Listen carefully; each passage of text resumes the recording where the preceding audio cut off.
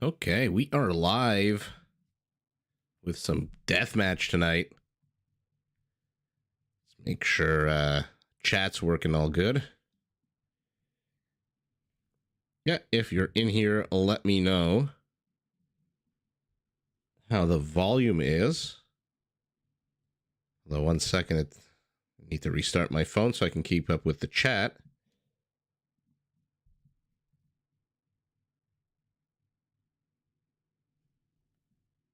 Okay, perfect. Yeah, if there's anyone in the chat, let me know what the volume looks like. I think it should be fine. Hi, Rebecca. Volume good? We'll wait a minute or two for a few more people to join, and then we will hop right into it. Nice. Okay, perfect. And yeah, maybe another 30 seconds or so, and then we'll start. We've got a lot of exciting deathmatch games today, plus the semifinals of the Assassin's Cup, which should be pretty fun to watch. And I forget who it was, but they requested a water-based deathmatch game, which, as you can see, finally we're able to stumble on. And yeah, I'll hit play, get started, and people will join as they join. Let's take a look at the teams. Red and blue, we'll call these guys Team North.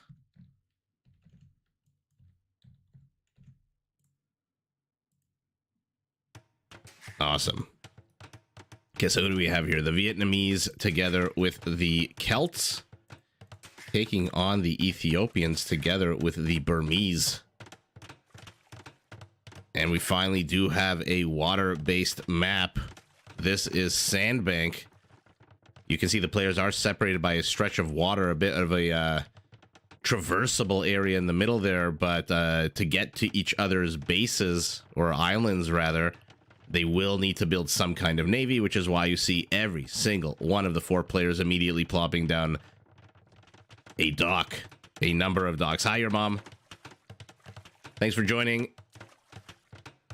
Got some fun ones tonight, I hope. Immediately heavy demolition ships. Remember, guys, this is deathmatch, which means the players are starting in post-Imperial Age. Boom goes the dynamite, and all techs are researched. Well, all techs available to their civs are researched. Everyone starts with 55,000 resources between wood, food, gold, and stone.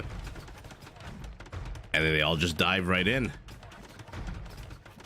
I'm pretty excited. This is going to be the first time we're seeing a water-based deathmatch.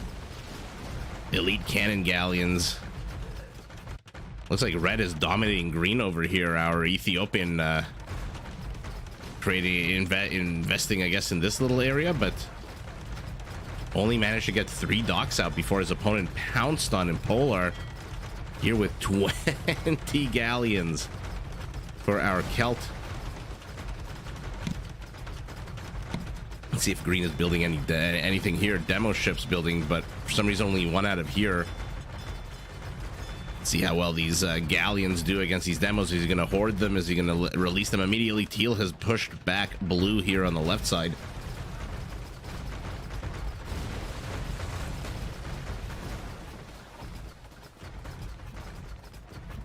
Okay.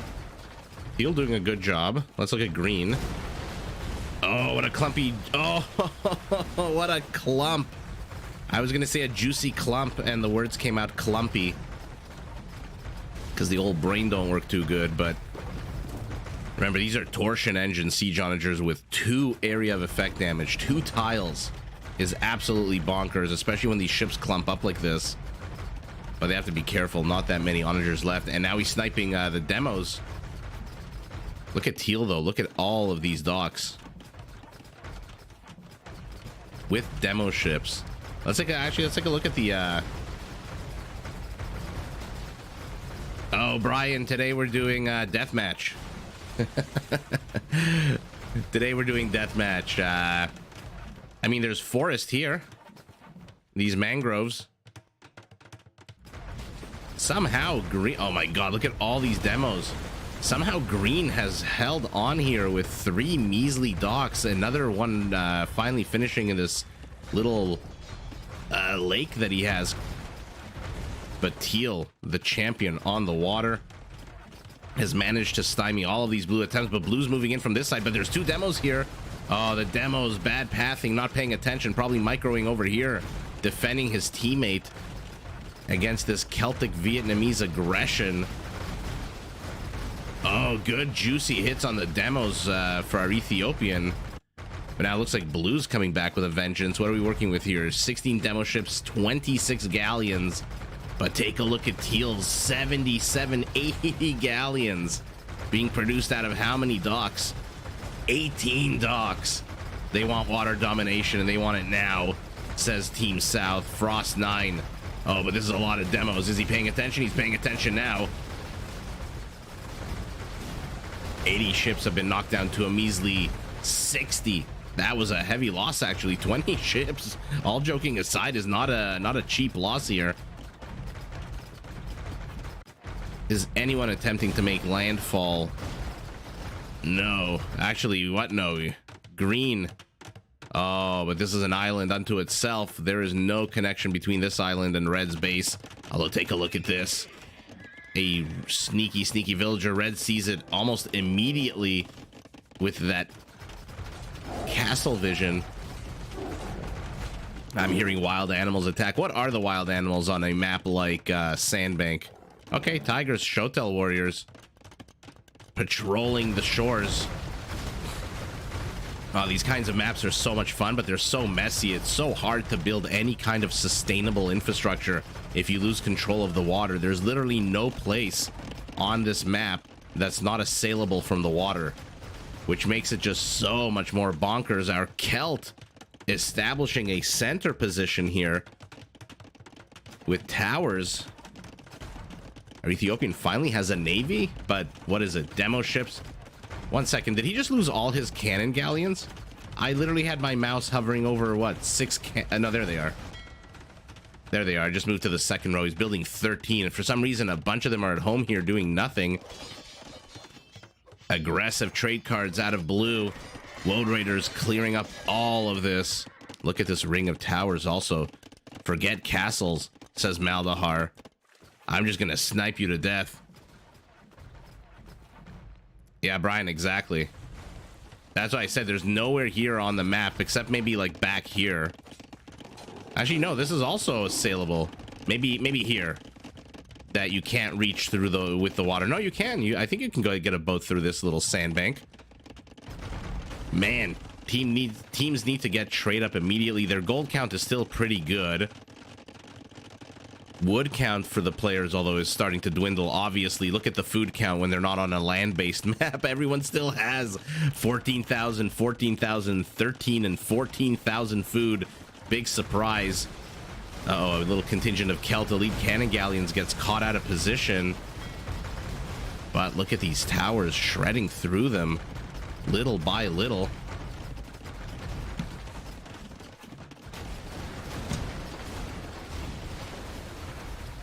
Oh, wow. Okay. Okay, our Ethiopian is finally moving forward. But where is he going? Into 4 castles. 3 castles and a tower here to greet him. More and more ships on the menu for everyone. Trade looks like it's finally up for Team South. What about Team North? It looks like it's up for Team North as well. Interesting that they chose this route. They can't be carrying that much gold, right? 23 gold only. I guess it's a smaller map. Or where's his oh, interesting. So he put the markets here, not in the corner. Oh, the castle falls. The markets are exposed to these cannon galleons here on the right. We'll see if he have they seen the markets? Yeah, they have. He knows he should be going for them, but first he's got to deal with the threat that's on his doorstep. My goodness, look at this. 38 galleons all of a sudden. Man, our Burmese and our Vietnamese just locked into this never-ending battle here in the, what is this, the 9 o'clock position of the map? Oh, red, though. Towers on the left, castle on the right.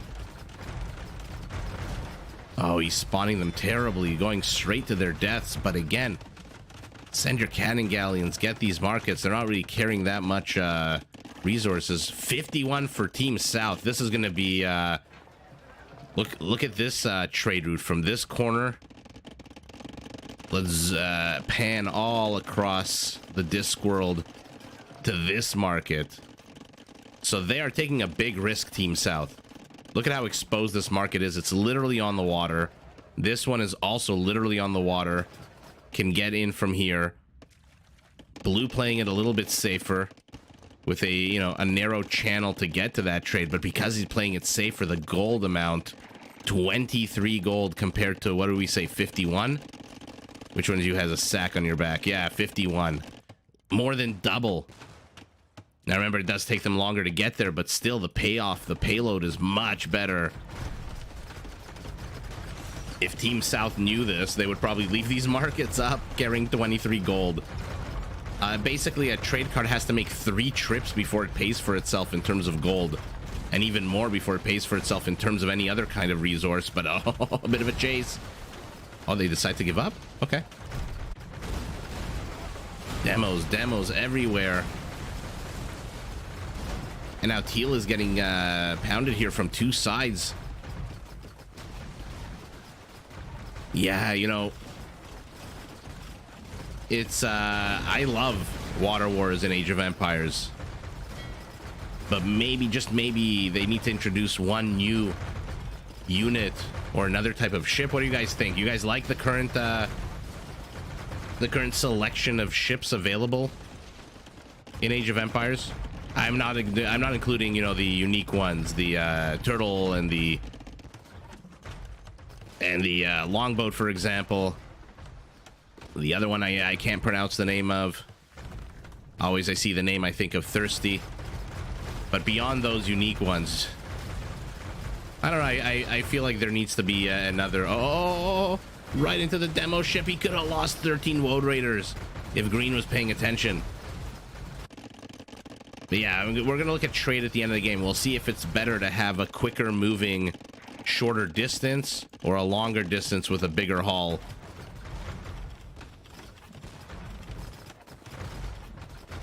How much damage do these towers, by the way, do to these ships? This is a lot of damage for these towers to be doing. Teal engaging very poorly here. What is this? 80 ships have been knocked down to 37. Green taking this mineral-rich island. Red trying to dislodge, but unable to so far. Bad pathing for the demos. Look at the trade, though. Oh my god, look at this. Look at this mess. Yeah, they're gonna run out of forests very soon. This is Greta Thunberg's worst nightmare here. Deforestation at an unsustainable rate. 23 minutes into the game. Scores basically identical. Look at the right side of our screen. They're flipping up and down between the leader and the loser.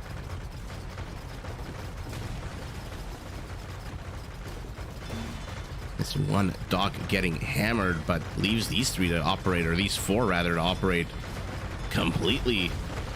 Oh, where are you going? Green. Hydra needs to path his ships a little bit better. Teal peacocking here, knowing he's on the edge of this area of attack. Take a look at Red, by the way. Take a look at these circles.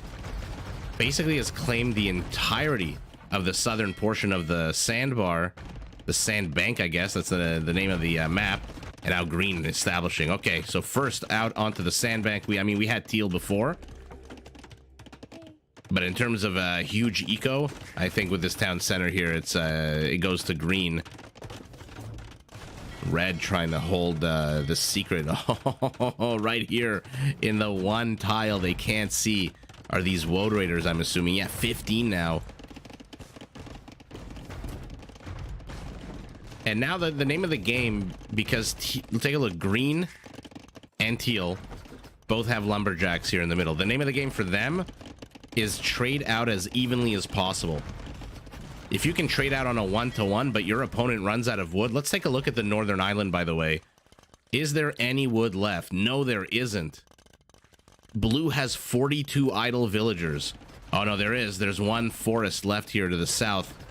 No wonder Red is doing everything in his power to push this way. He does not want them pushing and jeopardizing this one forest, the last area where he can cut lumber for his ships. But teal, like I said, teal, green. Yeah, the name of the game for them is trade out one-on-one. One ship for one ship.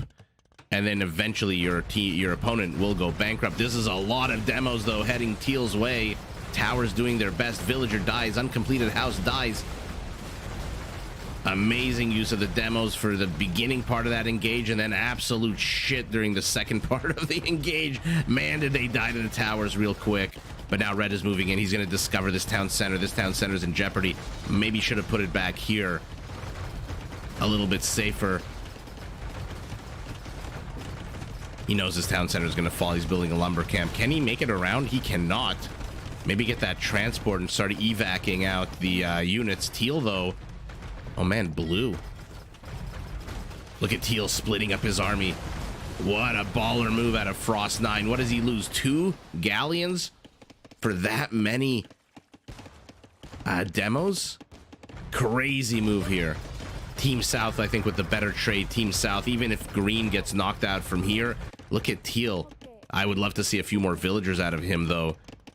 I'm not too sure this is enough. 6 of them to sustain production of towers, ships, structure. Oh, blue has made landfall, though. Okay, so the dynamic has changed. Team North is now also on the sandbank. What's the wood count? Red has no wood. 100 wood. So does Frost 9, though. But that's because he's building 16 ships. His opponent building 10. Still has 11 cannon galleons. Army supplies identical, basically. Villager count identical, basically. Teal needs to keep this area secure. Okay, never mind. He's got a second mining lumber camp here with 5 more villagers. Green's villagers have been left alone to jack lumber here all the livelong day. Red should have probably pushed in. This forest is gone. And now Red is in serious trouble. He does not have any kind of position here. Oh, never mind. I say that and immediately I see down here, but how much wood is this? Let's see. 4,000 and probably what, another little over 1,000, so about 5,000 in wood. Okay, not terrible. Blue also broke in terms of lumber. Look at this, though. How many villagers? 37 villagers. And like I said, now... Oh, the Woad Raiders unload. Oh, man. Any attack bonus against ships here? Let's take a look. Nope. So Green now has lost his right flank. Center position, he's got a huge navy. 48 ships, 4 cannon galleons. 1 random Shotel warrior still on patrol duty.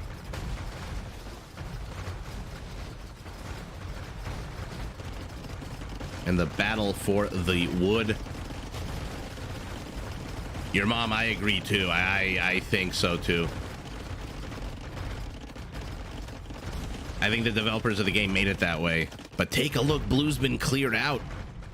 Unfortunately for Team South, there's literally nothing here to clear out but a bunch of defunct houses and town centers that are no longer producing villagers because blue has, again, so many villagers here in the center. Towers full of villagers firing on these ships. These ships are not taking good trades at all.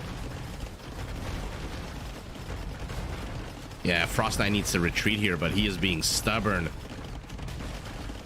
Woad Raiders of the Caribbean. Where are they, by the way? Where do they go? Do they die? No, they're back in their transport ship. No, that's all villagers. I guess they died. Uh-oh, uh-oh.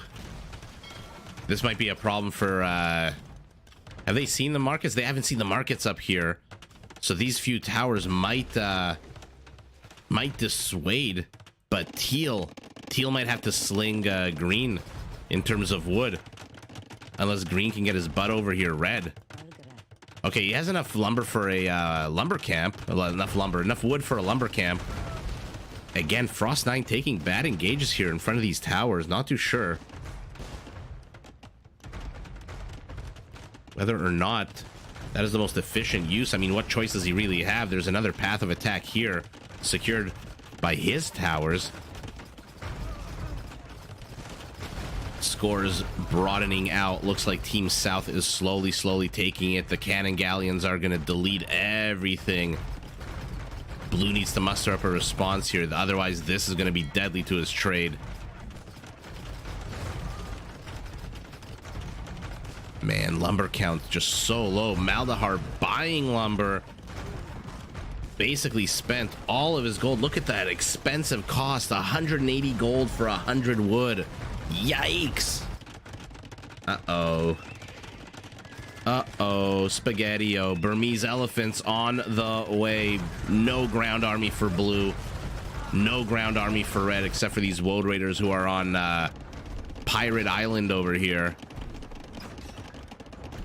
What was the name of the island in Pinocchio? Where all the... Hi, Slick Rick. Glad you could join us. What was the name of the island in Pinocchio? The island of the... oh, man. Where Pinocchio went and it was like all the vices, all the drinking and the gambling, and he turned into a donkey. What the hell was the name of the island? In any event, that is this island. This is where the War Raiders are, but they're making a move out again. They're going to decimate these villagers if they can land. There they go. Green is going to lose that entire position. Yeah, sorry. Sometimes my references and my questions. Oh, by the way, look at this. Again, you can't see the units behind it. It's like that butte from Serengeti. It has a name. I remember it. I mean, look, the Burmese... I like the idea of battle elephants to just destroy things, but if your goal is to catch trade, okay. Not that it really mattered. The second they showed up, Team North has literally no army. Woad Raiders are here taking a bunch of balls, cannonballs to the face.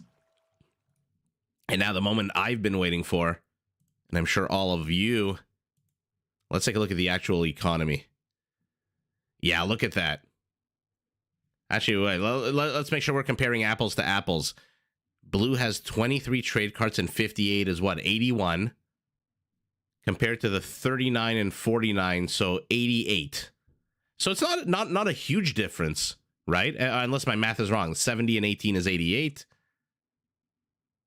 70 and 11 is 81. So literally only 7 trade cart difference. And look at the difference in, I mean, ignoring things like how early they got the trade up, but look at this. Team South, absolutely crazy. Look at our Burmese and our Ethiopian completely outwooded their opponents. Okay, well, that was a fun one. That was a fun one to start the evening on. Let's move on. We've got Valese is in the house. Rubenstock as well. Some good players here. And then we're gonna slowly make our way towards the Assassin's Cup semi-final. So we'll call these guys Team West. Team East. Let's take a look at who's playing. And the Bulgarians in green by the Max. Rubenstock playing as the Slavs. And Valese as the Berbers. Taking on Polar as the Malay. Frost 9 as the Chinese, and Zayu as the Celts. Oh, these are some pretty heavy hitting civilizations. So what do we have here? We got the Malay opposite the Berbers. Oh man, speed on speed on speed. The Bulgarians opposite the Celts, and in the middle supporting position, Slavs needs to get those farms up. Chinese. Man, 1, 2, 3, 4 castles going up for Frost 9. Let's see, about 1 billion Chukanoos. Looks like Frost 9's already on the aggressive with those camels. Man, you guys know I got into a lot of trouble saying that the Chinese cavalry roster is nothing special. Earned the ire of a few unhappy viewers of my videos. I stand by it. I stand by it, even though Edelweiss did, like I said a few casts ago, tell me that I didn't factor in the Chinese discount on technologies the broad discount they have on all techs. That being said, again, nothing special in my opinion about these camels. Basic camels. Now he's pivoting over here. Our slab moving to intercept, or rather, yeah, our slav. Forgot the Bulgarians up here. Let's take a look. Remember, these are Bilbo Baggins augmented infantry with 9 melee armor. Not that that means anything to these siege onagers out of our Celt. But once they close the ranks, once they close the distance, these these halberdiers adorable. I think these 6 swordsmen can take out this entire body of halberdiers so long as these mangonels, these onagers, don't get off their shots. But clump they are. Oh, I thought he could have withstood that being on the high ground, but absolutely not. And here come those amazing Malay battle elephants. They're literally 40% off right now. But because of that, take a look at their armor. Horrible armor. +1 is the most they'll ever get.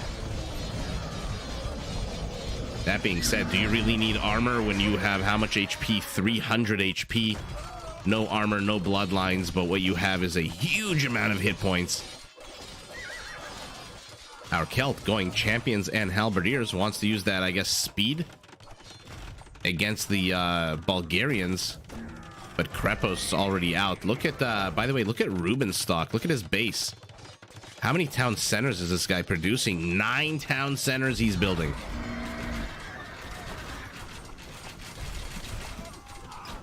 I don't know about these camel archers. I don't know about these at all. They specialize in taking down cavalry archers.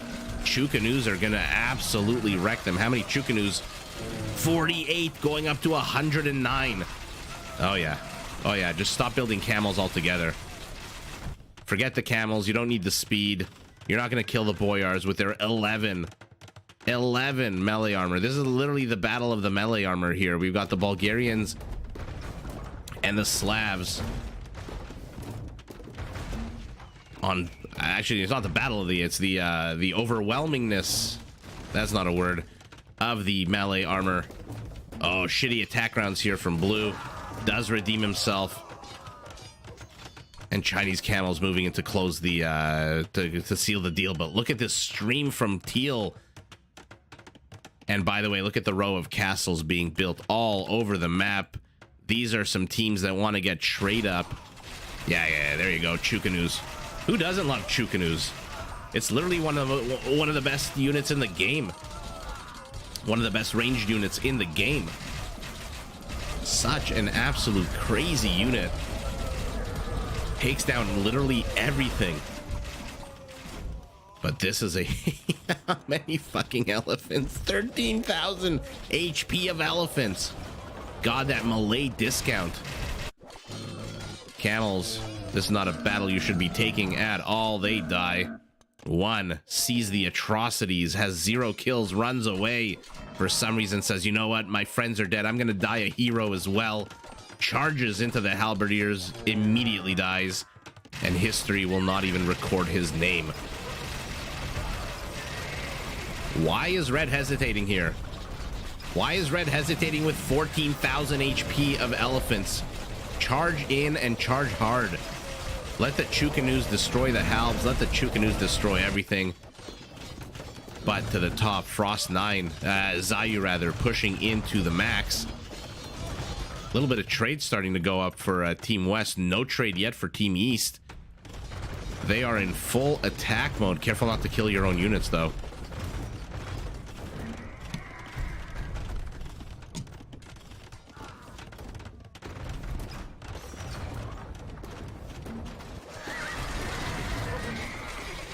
Again, I'm not too sure about Orange's overcommitment into camel archers. 57 of them so far. What's their firing rate, by the way? Just out of curiosity. 1.7. The Chukanu, 2.4. Oh, man. Oh, man. Maybe I was wrong. They are dumb. They just ripped through these Chukanus like they were made out of paper mache. Yikes. Unsupported Chukanus. When I say they kill literally everything, I guess that comes with an asterisk that says camel archer. But against elephants, that is a different story. Look how little HP. How many do they need? 47 are not enough to one-shot an elephant. Boyars coming in, though. They should be doing an absolute fantastic job. I love their shields. So shiny. They're going to wreck these elephants. This isn't even fair. But green in trouble. Blue pushing in. What is our Bulgarian building? More swordsmen. 20 siege onagers on the menu. He wants to out-Celt the Celt. That is going to be a lot of fun to watch. Where are the siege workshops? They are all up here. This is going to be a lot of fun to watch. A few conics out as well. Nothing too crazy. How are the resources for the player? Look at Valese with the crazy amount of wood. Food, 666 gold. The gold sign of the beast here, but this is a lot of trebs. Not too sure the Boyars needed to retreat there, to be honest. Their Pierce armor isn't terrible either at 7, but I guess they want to wait for these guys to come. More of a tactical retreat than anything else, to give the siege onagers time to make their way slowly over. Kind of looks like Zayu is stalling out a little bit, right? There's not a lot of army here out of him. And now he's going to lose the last treb. These swordsmen, as fast as they are, cannot run away from attack rounds. Uh-oh. Why are you revealing your onagers? Oh, beautiful shot here. But again, we'll lose. We'll lose everything. Man, Boyar is doing a fantastic job here. The problem for them is they move pretty slowly. Oh, let's see if we can get any of these Chukanus. They are very clumped. These onagers repositioning themselves here, moving forward. 46 elite battle elephants for our red Malay. Why is he not moving forward? Spread them out, attack from multiple angles. Gray wisely not gunning down this forest, by the way, creating not giving up on these choke points. Green pinging over here saying, guys, they are very close to our trade. And trade finally going up for Team East, but it's been up for a while, Team West over here. Now they disengage. Chukanus head north. Uh-oh. Team East's trade literally just got up, and now it's already in jeopardy here. These onagers are 21 siege onagers, 60 kills. How many friendly? Only 8. Okay, anything below like 30% friendly fire I think is good, but in come these double fisting karambits. They are not strong at all, but they are quick, and they only take up a half a population space. How many is he building? It's shifting so fast. None. For some reason, he's building halberdiers. Elephants finally find a nice angle to attack. Where is all the siege from our... What the hell happened to all this siege? Is it moving north? No, I guess it must have... I guess the karambits did a lot of work there. Chukanu's being annoying here, trying to draw the attention of Orange out. Orange does not give a shit. He is here to the south. He has the battle elephants to deal with. Amazing attack round so far. Gotta be careful though, don't kill your own camel archers. Oh, he killed so many of his own units there. Now let's take a look at the friendly fire numbers. 27. Oh, only one? No, that's not the whole story. That can't be real. 2. Wow, Reuben stock. Okay. But in come the Chinese camels. 1.6 movement speed means they will catch up and destroy these trade carts. Green with a desperation castle trying to get up.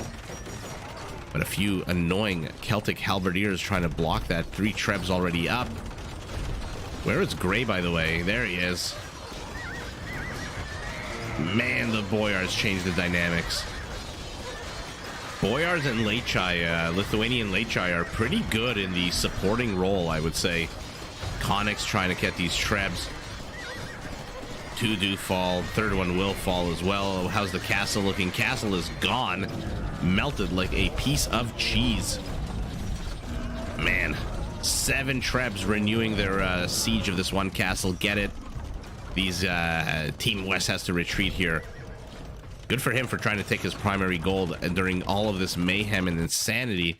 Looks like some Chinese camels still being annoying. Does Team West have anything in Team East's trade? No, Team East is, they got their trade up later, but it's completely unmolested. They're free to trade 100% with no issues at all. I would love to see some camel archers out of our Berber sneak into the center of the trade there and just start sniping Team East's trade carts. But can't really do that with a bunch of elephants barreling down on you. Only 16 though. Good luck to these halberdiers. Trade has been cleared out, by the way. Look at this. Entire swaths of land have been emptied. Let's take a look at our Bulgarian. Let me ask, do you really need halberdiers when you have 2,000 gold in the bank and your two-handed swordsmen come with 9 melee armor? Like, how much damage does a camel do? 11? No bonus against infantry, right? Yeah. So they literally do 2 damage to this two-handed swordsman. They need 30 swipes of the scimitar to kill a single two-handed swordsman.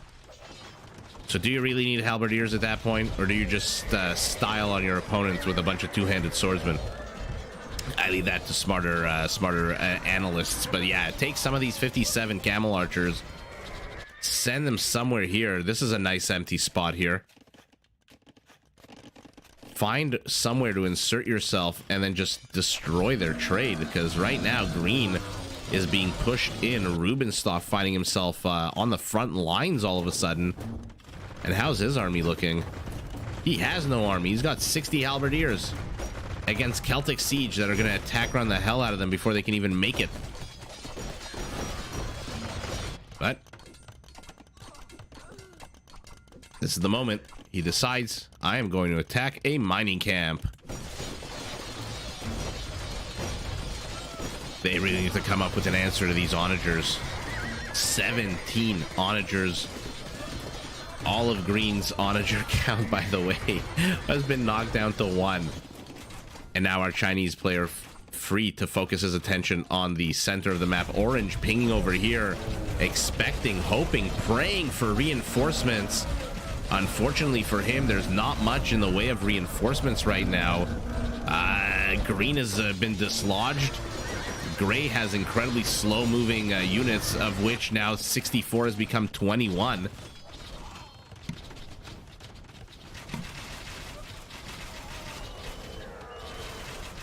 Chukanu's seriously outnumbered here. Get into the trade. Get into the trade. Somebody needs some kind of cavalry, and that person has to be the Berber. You need these hussars to the north. I think 15 or 20 hussars into here. Yes, they'll all die. But you'll get maybe, what, half these siege? Hi, Otter One. I've actually covered some of your games. Yeah, I think you're the first player that I've casted that actually has joined the live chat. Awesome. Welcome. And there we go. Konnick's a little bit too slow, though. They're going to absorb a lot of attack rounds. Look at the speed on the hussars, 1.65. Orange needs to, I don't want to say be a little less selfish here. He's pushing into red, which is what he needs to do right now, because green has been dislodged. But man, send 15 of these hussars north. Surround these onagers and all. There we go. Okay. Green appearing. But guys, I said 20. 15 to 20, not 5. Hi, Dave. You're playing some DM? Okay. Well, thanks for joining. Thanks for saying hi. And yeah, check out some other DM casts, because we have casted your games. Or was it Rage Forest? I forget now. When I cast, my brain focuses very much on the pretty units in front of me. But yeah, thanks for dropping by. Thanks for saying hi. That's awesome. They need to deal with this siege. They need to deal with this siege yesterday. Blue is exposing this siege really badly. It must have been DM, yeah. I mean, look how exposed this siege is. as are these rams. Our Chinese reinforcing our red, who is being slowly pushed back. Onagers for everyone. 57 Berber camel archers have been reduced to 20. Oh, God. Hussars trying 46 hussars for our green Bulgarian. The question is, out of how many stables, and where the hell are the stables? Here they are. Okay, 9 stables is not bad. Nine hussars at a time. But again, don't send 2. The halves will pick you off. And there you go. Look, the entire Celtic aggressive. Yeah, that's right, Slick Rick versus Maldahar. The entire aggression of the Celts has now been stopped by a bunch of hussars. Because Zayu, not to be too critical, but I think he's leaving these guys way too exposed. I mean, lucky for him, green is engaging into halberdiers for some reason. Okay, camel archers will be able to pick off all the halbs here. But he needs a meat shield against these elephants. This is a bad move to move your trebs this far ahead against so many melee units. 10 camels, 12 elephants. These elephants can just pivot and knock down those trebs very easily. And look, Team West is stabilized.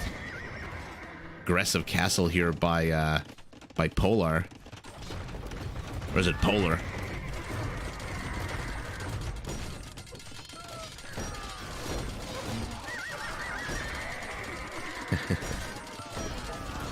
Oh, Celtic Siege just killing. The self-own rate here must be high. Yeah, look at that. Almost half of the kills are self-owned.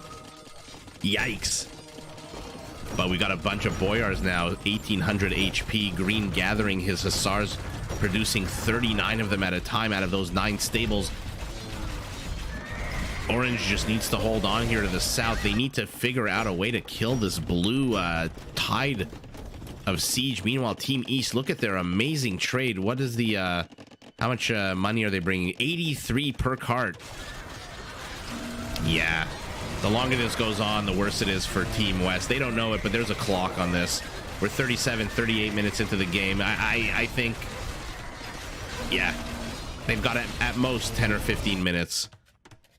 Otherwise, they're going to completely run out of resources. Their trade carts are carrying... How the hell are they carrying 62? How big is this map? From here? Oh, okay. Never mind. I retract what I just said. Not a bad amount for trade at all. I thought it was going to be like 30. Oh, this one Treb trying his best to get any of these onagers, missing twice already. The Bulgarian, oh, finally does get one. Or did the halbs get that? Look at the, like I said, he's exposing his onagers way too much. Although that could just be a strategic ploy, right? While these onagers are getting focused on, he has how many Trebs? 6 Trebs shelling away at the infrastructure. So it could just be a ploy, to be honest. The stalemate to the south continues. Man, has Orange taken a beating. Villese holding the line against the 2v1 for the longest time. I mean, he's gotten some support from Rubenstock, the Boyars, the Siege, the Halberdiers. And now Green reestablishing himself. How many stables now? 12 only? That can't be right. 12. Okay. Producing 43 hussars. I mean, take a look at the resources of Polar and Zayu. 2,200 gold, 4,000 gold. And then take a look at Team West. Together, they can. They don't have enough to make a phone call. Beautiful dodge there by the camel archers, by the way. One does manage to get shot at, but still a fantastic gray pinging over here. What does he want? He wants green hussars? A boyar and a hussar walk into a bar, and a Treb dies. My God, are these boyars so freaking tanky.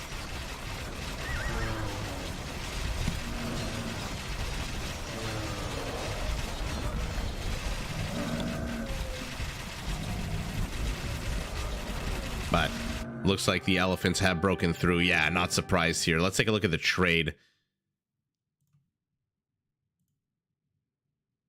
22,000 for Frost 9. Somehow Frost 9. I mean, he's the #1 player in the world, right? Ranked right now. 15,000. Yeah, they just couldn't get their trade up. Oh, sorry. Let's take a look at kill count. Oh, man. Our Celt with those onagers. 1,100 kills. Yikes. Wow. Oh, Nilly played a couple of matches here. Italians versus Tatars. I don't know. Tell me what map is this? Runestone. Oh man, look at this. It's a flat piece of land. The Tatars have to take this high ground. I mean, one of the coolest features of the Tatars is that high ground. Where the hell is Nilly going? An unexpected journey.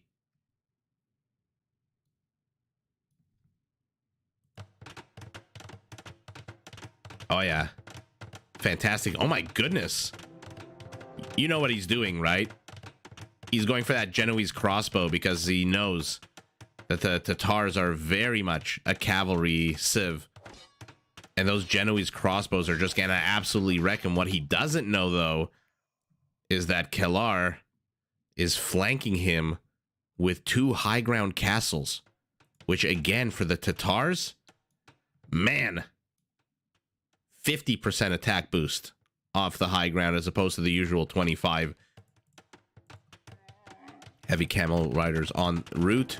Yeah, not surprised by this. Nearly turtling up, literally building nothing but houses and castles, finally gets up some siege. But these turtles, these ninja turtles with these big shells on their back, they are going to wreck anything and everything that Kelar sends at him, especially if it's cavaliers and heavy cav archers.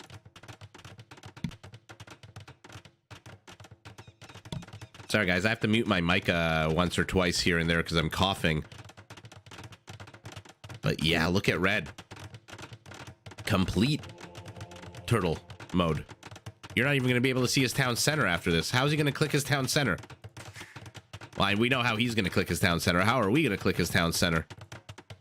Look at this. Oh, well, there it is. Okay, never mind. I became a little bit histrionic here. 40 Genoese, 50 Genoese crossbowmen on the menu.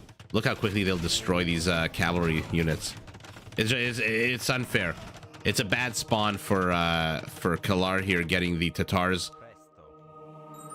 Oh, converts the villager building the castle, but he doesn't know that there's, or no, he doesn't know about this one. So when he tries to get that gold, when he goes out there, and this is just going to be terrible for our blue, our teal Tatar. This is just an unfortunate spawn. He needs to come up with something creative, and he's trying to do exactly that, by the way, with all these surrounds. He knows he's going to have to get creative. He can't just brute force his way in with cavalry. I mean, look at these Genoese crossbow. They're just so freaking good. What other archer can take out cavaliers like this? Look at that. Like, they're made out of nothing. And now the cav archers are all going to die? This might just be GG now.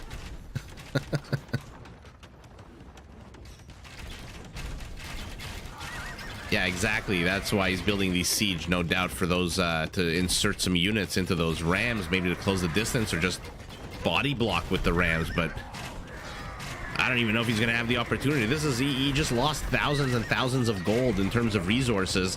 He's down to 2k. His opponent has 5k, and now he's got 50 of these archers, but he's also got a bunch of bombards that are going to wreck these trebs. Remember, they come with Timur and Siegecraft already. So they have 19 range, 19 frickin' range on these trebs. The only weak spot here for red that I can see right now, aside from the siege that you mentioned, Slick Rick, is that his unit has to be built out of a castle. So if Teal can just get these castles down, it's GG. And that's very possible, by the way, with Timur and Siegecraft. I did not factor that in when I started rambling about how this is an unfair fight. Keshiks are a waste of time. I would probably just throw a bunch of Hussars at him to keep him busy. Okay, he agrees with me. He's going up for 20 of them. But just start shelling away at his castles. Once these castles go, Nili has literally no units. First of all, he has no infrastructure because he turtled up and he built nothing. Second of all, he has no units that can take care of these incredibly fast, hard-hitting Tatar cavalry units. Exactly, that's exactly what he's trying to do. Okay, one castle does go down, 4 left here in the clump, one being built, although the villager does die. What are you? You are a stable. That, I guess, is it's true. There's no perfusion. Yeah, there you go. Why? Why did he quit? If he knew how few resources Kalar actually had, he wouldn't have quit. Look at him. He's still got 17,000 food, 3,000 gold. Why did he quit? He's pushed this back. The Trebs are gone. Was he being pushed at here? I guess he lost his castle here. Fine, but why the hell did Nili quit? Okay. In any event, it is what it is. Let's look at how many kills. Only 26. I guess the veterans must have died already. Ooh, Frank's Japanese. Yeah, that was a bit of a weird matchup. But Nili, Kalar, by the way, played that perfectly. Played that absolutely perfectly. Those 19 range Trebs are just absolutely bonkers. We're back on runestones. Bit of a further rush distance between the bases here, although lots and lots of empty space. Which I think favors the Franks with their heavy paladins. Although the defense mechanisms here heavily favor Nili. Unless we see a castle push. So, a lot of it depends. For now, our first Frankish pal is out. Trying desperately to chase down this one annoying light cav. I mean, Halberdier's not a bad choice here. Take a look. They do attack faster because of the Japanese bonus.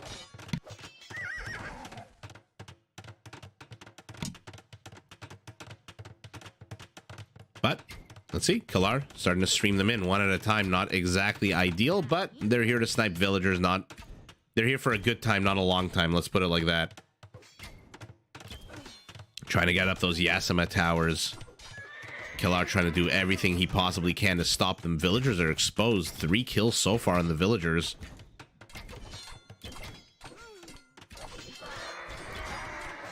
Okay. How's the infrastructure looking back home? Castle's still not up. Castle's also, by the way, in a very defensive position. Not that he cares. He still has enough stone. He only wasted 2,000 stone. Why 2,000? Oh, because there's a 4th. Okay. I was going to say he should, with only 3 Frankish castles, he should have about 3,500. But no, there's the other one. And now he's going to try to overwhelm him. 33 Frankish paladins. 84 in the production tab. Out of how many stables, by the way? Only 6. Only 6. That should be at least 10. Or maybe I'm thinking too far back. Who was it that told me the meta has changed from the 90s or the early 2000s? I don't think it's changed that much. Overwhelm the hell out of your opponent when you get an OP civ like the Franks. Look at this steady stream of these paladins. 192 HP. They're basically elephants at this point. Not too sure Cav Archers would have been my choice here as the Japanese, but not going to argue with Nili. Surrounding castle. He is returning the favor from last game. I don't know, what the hell am I talking about? Never mind. He's following the exact same strategy as last game. Yeah, I wonder what the monastery is for. Yeah, the monk isn't really moving. There's 6 more on the production tab. Relics nowhere to be found near his base. Oh, he's not gonna see the castle because it hasn't even started yet. But 63 army supply to 53. I think Kalar is being a little bit too hesitant here. He maybe sees a monk or two, snipes them immediately. Fantastic. Oh, and another monk died here. Sorry, guys, for the weird scrolling there for a second. On the left as well. Now he's bringing back a relic. Not too sure that really is a priority at this stage of the game. Maybe scout, maybe see what your opponent is trying to do. Nilly playing, Nilly is a very defensive deathmatch player, it seems like, right? Look at his map vision. This is his map vision. He sees a castle on the right. He's building one right next to it. He sniped the villager here. Another villager coming to replace, but one villager is going to take a hell of a long time to get anything done. He's finally starting to add in some throwing axemen. But man, is Nilly a defensive player. Last game too, in this game, finally sending out. No, I thought these guys were. I thought these guys were gonna go scout.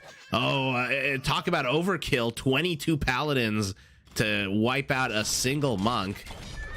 Oh, this response from Nilly is woefully inadequate. Are you kidding me? 2-3 halberdiers? That's not gonna accomplish anything. Throwing axemen managed to close the distance. Remember, they have 5 range now instead of 4. So they just need to walk a few tiles closer. Economy, take a look. 49 villagers for Killar, 12 for Nilly.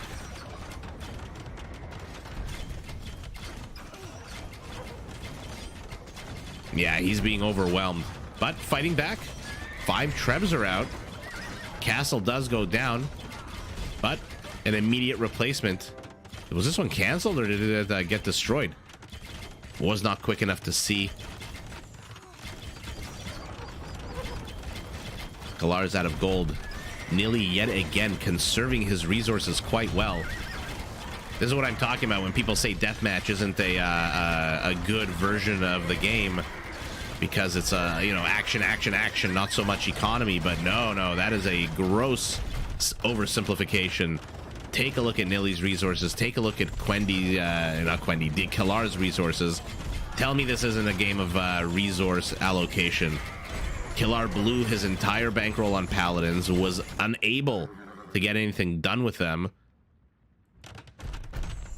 Nilly, though, needs to get the villager count up, needs to get his civilian population. I mean, Killar is perfectly placed here. 8 town centers. 8. I guess when you start the game in Imperial, it's both good and bad for the Franks, right? They don't get that advantage of their mill upgrades being free, so they don't get that advantage over their opponents throughout the game. But they also start the game with these tanky paladins, so... Oh my god, this is a lot of cav archers. But they need to be careful, they need to move fast. They're abandoning the castle. More and more Trebs out of our Japanese. 7. Remember, with Cataperuto, 4 times faster to pack and unpack, and they fire, I think, 33% faster. Oh, you're walking straight into a clump of paladins. No, turn around, turn around, turn around. Oh, Friar Tuck decides to make an issue of it. Pays the price and dies. Okay, not too sure you need to bring back your entire army to deal with a few halberdiers, but it is what it is. Paladins continuing to circle, but now it looks like Nilly is the one pushing out. So the turtle strategy is working for him. He has double the army supply, although half of that is in halberdiers, which are not here. But where the hell are they? Oh, look at him patrolling with his halberdiers. He does not want to get sideswiped by a bunch of paladins.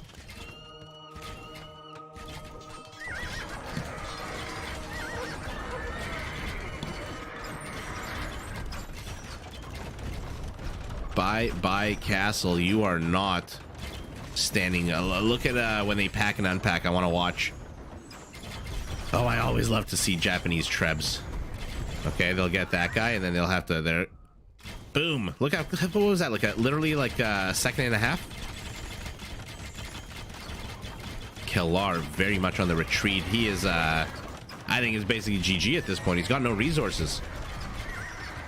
He's got absolutely nothing. 7,000 wood. If only he was the Persians with Commanderan, that would actually mean something, but unfortunately, he is the Franks with bearded axe. So Beardface McThrowy Axe here has to run away because that range is now very much to his detriment, although these are pretty tanky paladins. Hussar's halberdier's cock block. Nearly 97 army supply to 42 population villager count. Basically, that's he's caught up. He's down 20, but doesn't matter. He is on the front doorstep of Kalar's base.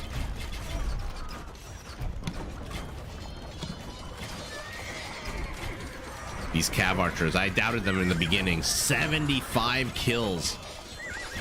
Man, I doubted them in the beginning, but he clumped a critical mass of them.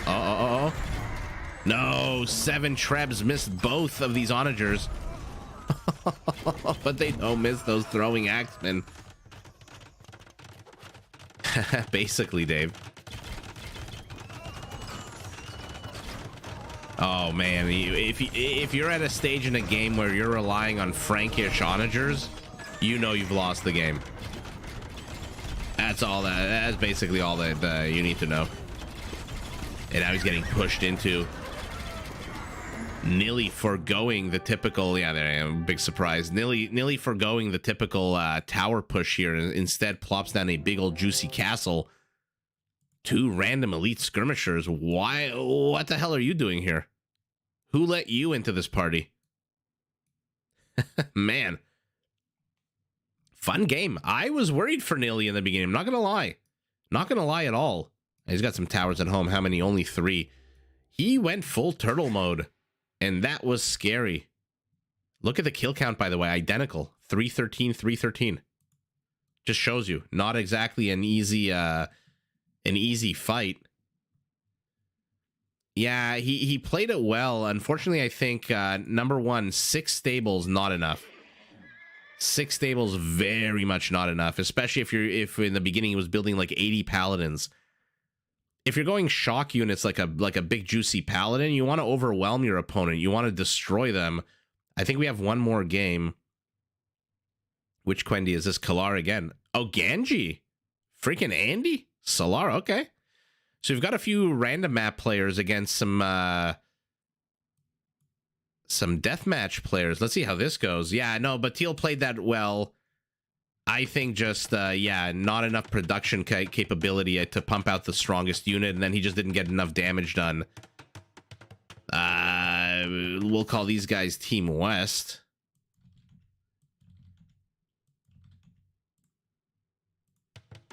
Okay, let's see who's playing here. I mean, we saw freaking Andy as the Lithuanians. Oh, that's going to be bad. Ganji as the Portuguese. Solar as the Hindustanis. And as the Franks, Kalar again. Okay. And in the same color. Okay, how many stables? Only 6 stables again. Well, I guess you're going against the Lithuanians. You want to have some kind of shocked unit to soak up that Lechai damage. And plus, remember, the Lithuanian halbs do move, what is it, 10% faster? Imperial camels on the way, hutting their way to the Portuguese base.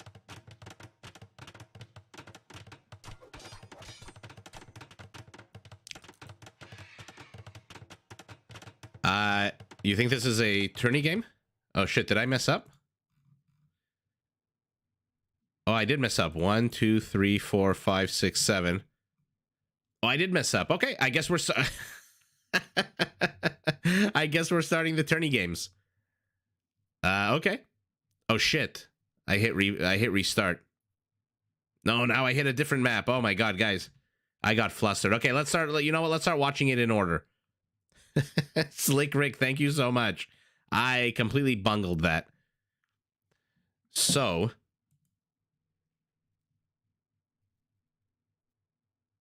let's rename the teams. I think these guys, or is it best? I think it's a best of 7, right?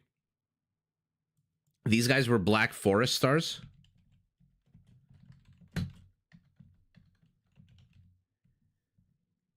And I want to get the spelling of the name. Q-U-E-N-D-I-Z.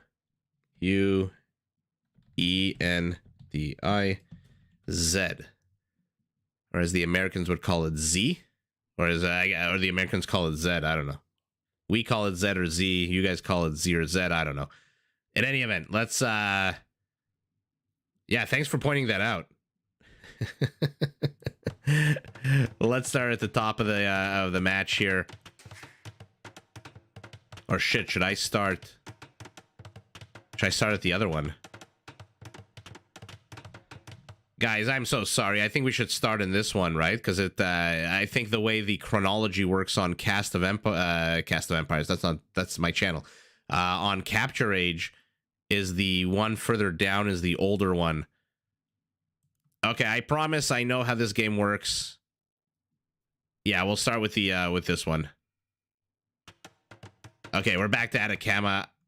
Big old juicy clump of forest in the center of the map. And we are back. We kind of know what happens in the first minute or so. I'm going to have a sip of water, mute my mic. It was game one? Okay, perfect. Okay. Yikes. A bit of a brain fart, which if you've, you guys have joined us live, you know I am very prone to those. But again, let's take a look. The Franks and the Hindustanis. Oh, man, those are two very powerful teams against the Portuguese and the Lithuanians. I guess what's the name of the game here? Deny castles for the Lithuanians. Their paladins are great, but they're 12 less HP. Otter1, welcome back. Did you win your game?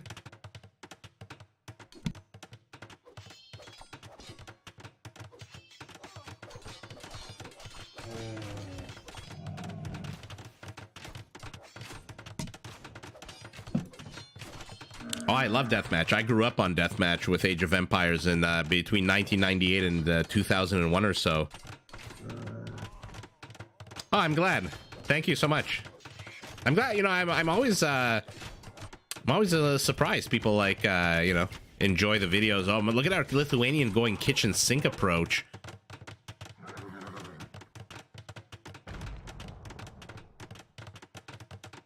I am not in the Discord. Which Discord is that?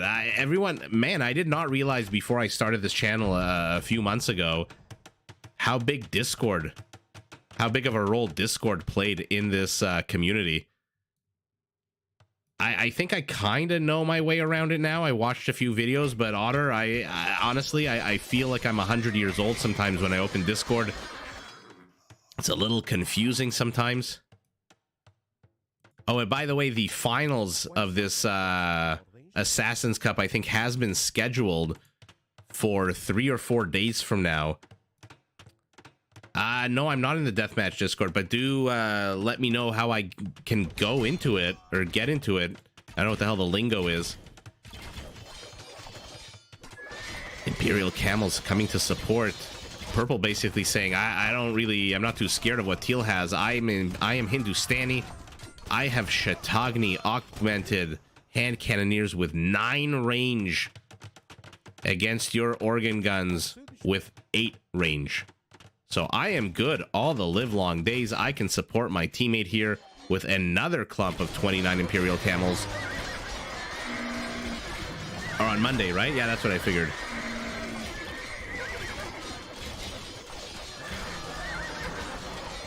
Yeah, Dave, like everything, right? That link above. Okay, I'll check it out for sure. No, Deathmatch is how I started playing this game back in '98. And I think very few people were playing random maps. Everyone loved just the action of Deathmatch starting right away. Oh my God, Kalar just ravaging. Like I said, name of the game, keep the Lithuanians away from that late chai, because otherwise, oh man, you're gonna have to put up a much stronger defense. Ganji here setting a few of these halberdiers. Nothing special about them though. And now a stalemate here to the center. Gunpowder versus gunpowder. Any trade up yet? Yeah, okay, perfect. Kalar and who? Kalar and nobody. Blue very cocky here that they can take this land. Ganji Very optimistic placement. Oh, now he's just feeding his units. And like I said, Shatagni is one of the deadliest upgrades in the game. I mean, obviously not as like crazy as, you know, things like the Flemish Revolution, but in terms of augmenting units like Farimba and Garland Wars, I think the +2 range on these hand cannons is bonkers. Literally one of the most powerful ranged units, if not the most powerful ranged unit, non-unique in the game. And they just added a whole bunch of range to it so that it basically outranges even Arbalests. Now these Ghulams are going to run in. Remember, they attack multiple units with those long spears. Oh, does Purple have vision of this market, by the way? Yeah, he does. Okay, so that's next on the target list for him. Oh man, game one so far is absolutely fantastic. Our Frank engaging, but again, I wish Kalar would build more than 6 stables in the beginning. Oh, that just might be the old school in me. You go balls to the walls, Paladin, you followed up with it with 3 or 4 castle push, out of which you start producing a huge amount of throwing axemen and trebs. And then you hope that you can hit enough critical infrastructure of your opponent that they have to GG, they can't produce anymore. In this case, though, Cav Archers, 13 kills. Lithuanian Paladins, any relics? No relics at all. Team QueNDi has to deny those relics. Trebs in the range of a bombard. Ghulams moving south. Again, look at these hand cannoneers. How many kills on them? 67 kills. Tell me it's not one of the deadliest upgrades in the game. Markets might be very tricky. They might have to place them like here to the south. So far, no one really has markets. Teal's got one in the corner. Oh my god, my tongue just froze. Purple, who apparently needs a lot of gold right now, has built them here in this corner. So it looks like QueNDi's team is going to have their trade up first. Freaking Andy doesn't look like he has the time for any kind of trade, although there is a market in the center of his base. Priority here is these guys, which are not producing anything. How many monks? 2 monks. Okay, one is finally getting the relic up here.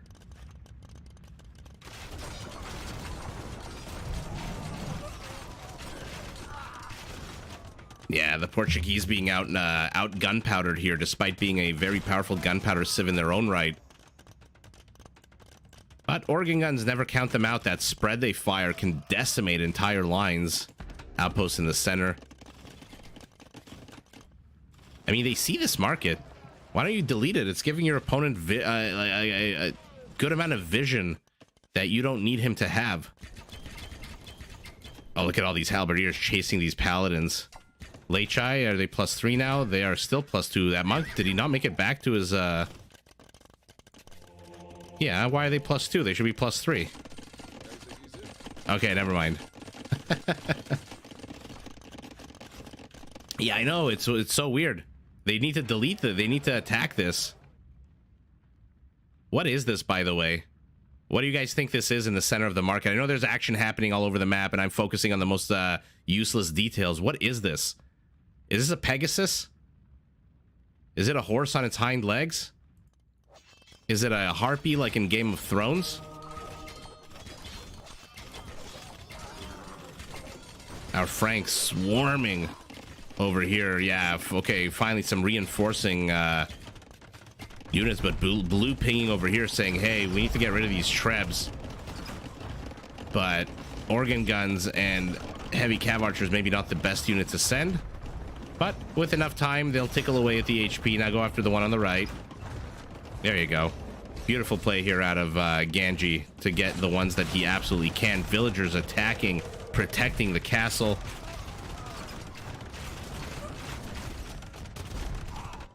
That's a good... Slickrick, that's actually a good point.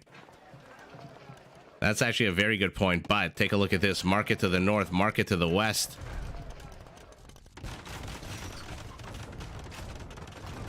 Solara is being pushed back. Has one last treb, but in come the Ghulams. They should be able to wreck that last. So everyone loses everything here in the center. Our Frank continuing to push in. Let's see how Kellar deals with having trade. Last game against Nili, he kind of ran out of steam, stopped producing these paladins. Now he's got trade up. Are these guys still only plus 3? I mean, Ganji, does he have any monasteries? No, he needs to be a pal. Take this relic and drop it off at his Lithuanian teammate's base. There we go. This is old school. Castle push, throwing axemen. As many paladins. Looks like a stork. It does look like a stork. Sorry, guys. The things I focus on. Okay, I mean, the throwing axemen are closing the distance, but for some reason are running away now because they see the Lechai coming. That's the reason. Any one of us would be running the hell away once a +3 attack Lechai was on his way to absolutely wreck us. But blue finally pushing out. Again, I think Ganji needs to be a pal here. Relic to your pal. Purple, though, look how close this relic is. Another relic here. 1, 2, 3 relics. Where's the 4th? Who has the relic? Whatever, who cares? The important thing is the Lithuanian doesn't have it.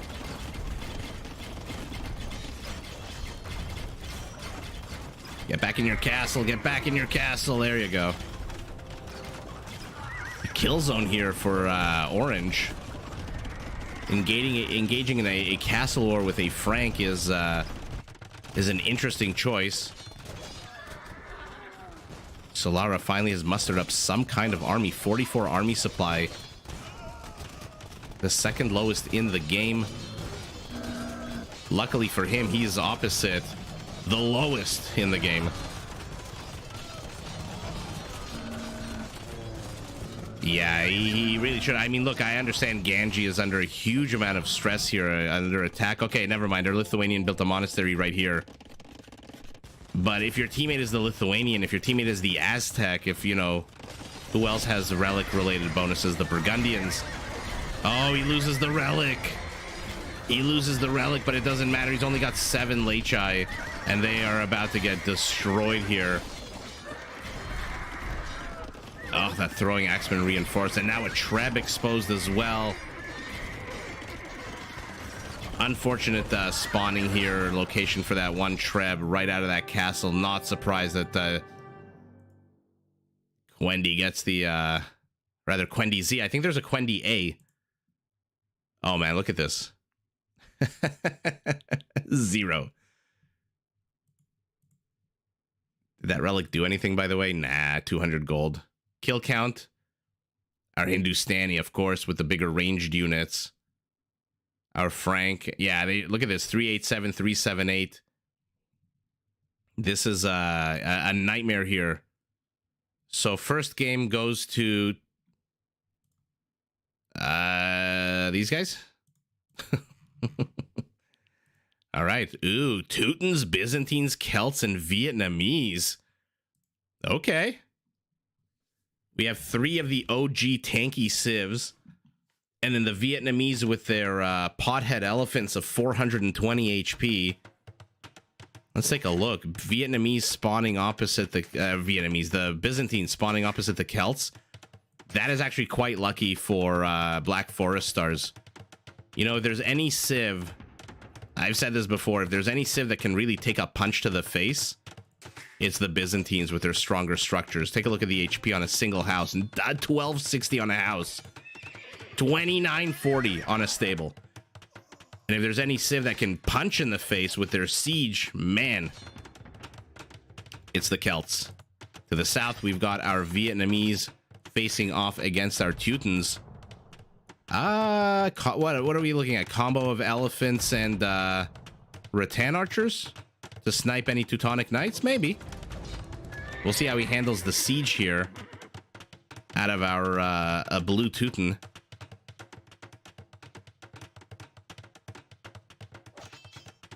So I guess Kellar teal is his color, right? I guess these players have basically chosen the colors they want throughout all 7 games.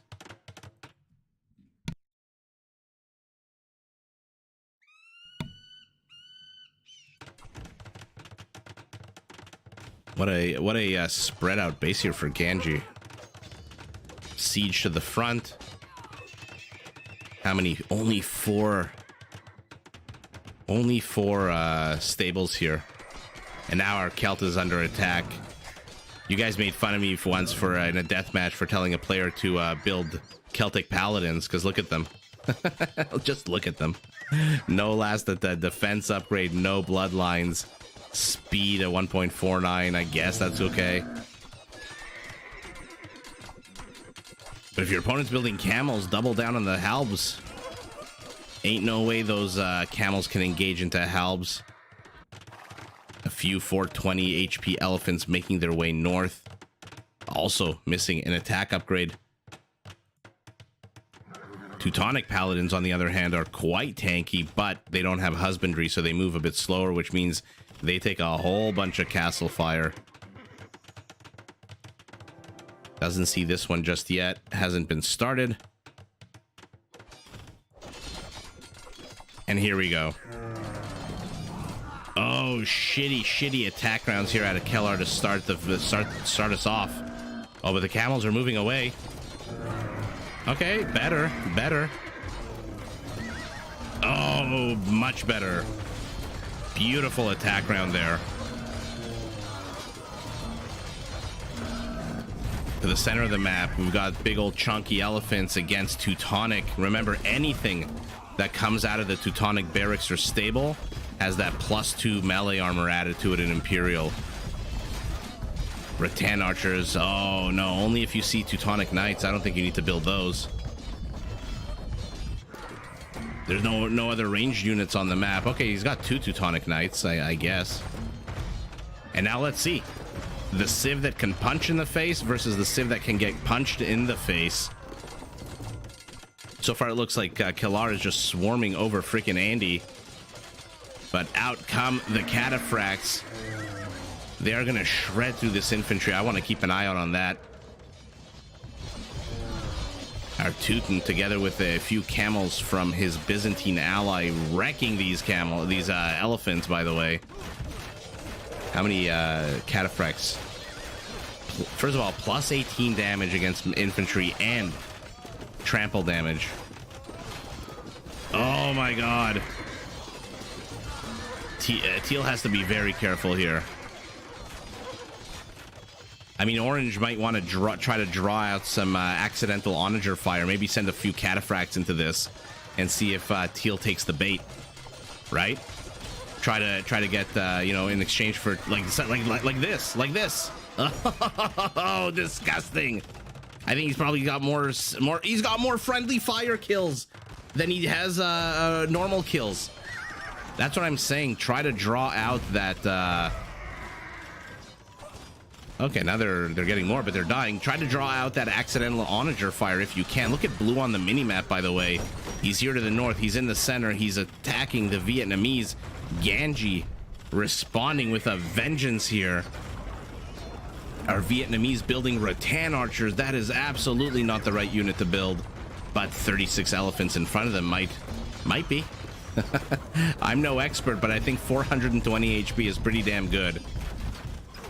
And now these guys have to retreat. Unfortunately, they've been tethered to these halberdiers, so they retreat super slowly. Purple, stop going on move command. Attack something. Okay.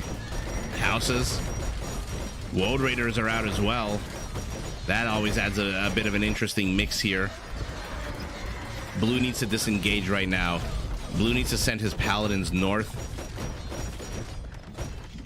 Because freaking Andy looks like he's about to collapse here. What has he got? 21 army supply to the 109 that's attacking him, but cataphracts against infantry, pretty damn good. It can turn around and shred through these halberdiers if you wanted to. Instead, he's heading south. Where is he going with these this last remaining squadron that he has? Oh, I don't know that this is the right move for the cataphracts. They're not that good against these elephants. But at the same time, Purple is in trouble. Teal having to send reinforcements south. Just like blue is having to send reinforcements north. Oh my god, what a disgusting display of an amazing attack round here out of Ganji. How many dead elephants, my god. 13 kills, only 2 friendly fire. Wow, Orange has relocated 2 town centers to the center, 2 to the back.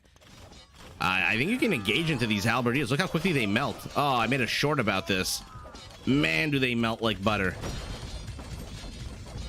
Paladins, though, a completely different animal. Not something you want to engage into. Yeah, blue has to retreat here. Oh my god, the attack rounds out of our Teuton are just absolutely filthy this game. The score is alternating. Oh my god, look at this. Up, down, up, down. Who is in the lead? I have no idea. Army supply identical. Villager count 20 apart. Trade non-existence. Orange pinging over here saying, hey, by the way, there's 3 elephants. FYI. Cataphracts trying their best with that adorable Byzantine shield on their back. I don't know who's winning this. Orange has been dislodged, but Orange has a whole bunch of town centers. 1, 2, 3, 4 over here. 1, 2, 3, 4, 5 over here, actually. And 3 in the middle. 2, and I guess this one's going to go up once the elephant dies.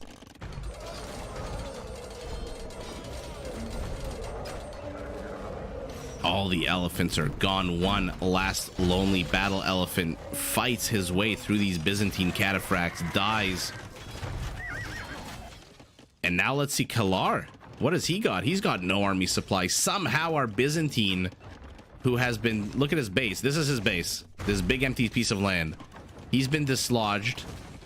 Has the exact same army supply as his attacker, but his army supply is in a counter unit. Oh, but onagers. Oh my god. Teal, be careful, man. Look at this. Again, more than half the kills are his own units. Somehow our Byzantine 31 army supply, our Celt 33. Fantastic hold here by frickin' Andy. Uh-oh. Random, oh, wow. When's the last time you saw that? A bombard cannon managing to catch a paladin. Oh my god, that's so disgusting. I think he again killed a lot of his own units. Out of 27, 12 are friendly fire. Man, I would not want these onagers in my real-life battle if I had to fight a war. They're a little bit too fast and loose. Oh, look at this. They're a little bit too fast and loose with their shots, I think.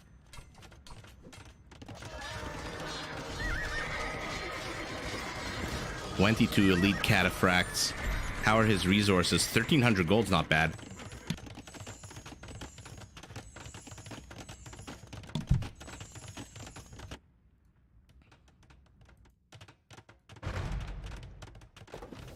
FU to this farm in particular. It's taking a good amount of siege onager shots to get rid of that farm. Ugh, annoying. Quick moving Celtic halbs are here, as are the Woad Raiders. But now there's a bit of a stalemate here for a brief second until Kalar can get his paladin count up. Oh, look at Orange. Orange, send one cataphract. Bait the onager shots. Bait them good. You know he's going to attack his own units. There we go. Breaks off a chunk of that Kit Kat bar. Goes straight for the onagers. Will he get all 3? 1. Come on. 2, 3. The Treb? No. Teal choosing to attack the Trebs with his siege ram instead of the castle, knowing that that's the more likely target to go down. Those frickin' Byzantine castles, 8,000 HP.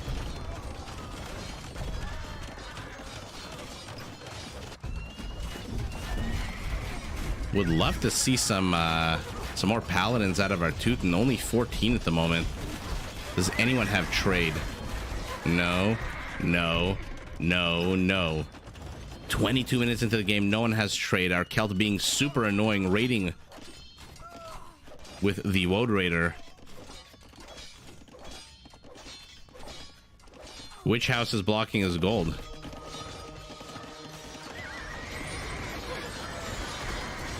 Over here?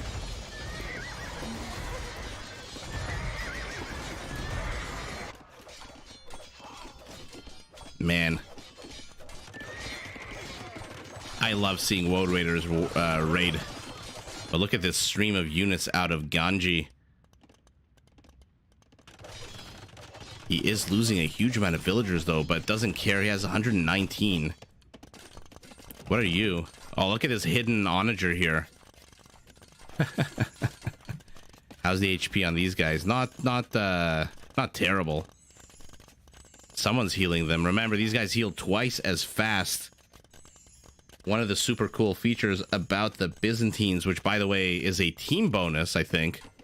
So our Teuton... Remember, Teutonic monks heal from twice the distance. And so with a Byzantine partner, they heal from twice the distance and twice as fast. So add in 5 or 6 monks into here, and you run your paladins back and forth, and you don't need to build a lot of paladins. 47 rattan archers. Let's see this engage. I don't know what these Teutonic knights think they're doing. Heading north. Straight into castle fire. One dies, second should die as well. There he goes. And now we've got castles being attacked. Okay, finally some trade up for one team. And yet again, Team Black Forest Stars finds themselves under so much pressure that they cannot put up any kind of trade.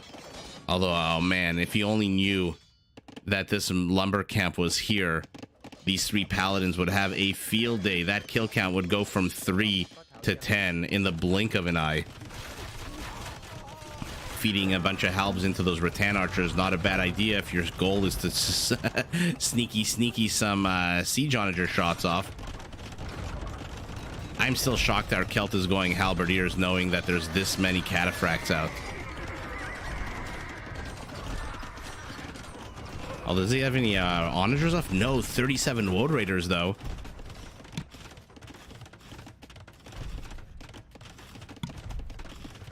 Let's follow along on their journey. See what kind of ruckus they're getting up to. Okay, evade an onager shot. Oh, not to the left, though, but they close ranks to the right. Wow. Half the Woad Raiders died before they can even get to their final destination here, but they don't care. This is a one-way trip, this Suicide Squad. I mean, good luck attacking that Teutonic Knight. You're not going to win. How many freaking attacks did he sustain and still has HP? Yeah, the Woad Raiders didn't give a shit. This is a one-way trip for them. They are a Suicide Squad designed to kill Siege. Only how many monks? 4 monks. Why are you guys hanging out in the back? Go heal your units. 7 trebs. How the hell did freaking Andy manage? Look at this. He reestablished his entire base. Amazing play by Orange here. And now finally, yeah, they finally discover this little nook. Holy moly, what a game. That was a lot of fun. Yeah, halberdiers, okay. Our Celt again with that siege killing a lot. Second is our Teuton, who also had a shit ton of siege. And then basically identical kill count for the supporting cast, let's put it like that. But yeah, look, Blue was pushing in. Solara, what are his resources like? Horrible. He's got enough zone for 1 more castle. He can put up a bunch of trash unit resistance here. But Kalar also. Gold, bad. Stone, not enough for a castle. And trash resources. Somehow, again, Team Black Forest Stars didn't have any trade. I don't know. I don't like that. I'm not a fan of that. Man, I get so excited when I see these civs that they're playing. Where are we? Golden Swamp? Yeah, we're on Golden Swamp, a nice island. Not a lot of gold in the middle today. 6,400 gold is not that much. And let's see who's spawning opposite who. Our Turk has spawned opposite our Chinese, so 2 classic civs facing off, and our Goth against our Spaniard. Let's see how our Goth can withstand the initial push here. Remember, Profusion, Anarchy, both fully done. Look how fast they train halberdiers. Every time I say that, every time I point to a barracks, the player is housed. Look at that. Switches it up to Huskars. Look how fast. Oh my, again, I say it and he's immediately blocked. Anyway, we'll catch up. The point is they produce 3 times as fast as a normal barracks. Our Chinese basically saying, I don't give a hoot about the water. Or not Chinese, our Goth. I don't give a hoot about the water. I'm going to leave it up to my Chinese pal to take the water. I'm just going to run a bunch of infantry. 8 barracks basically is the same as any other generic civ having, what, 26 barracks? 27 barracks in terms of output? Hi, Kotal. Oh, Kotal, you go back and watch the first game of tonight's stream. It was a water map.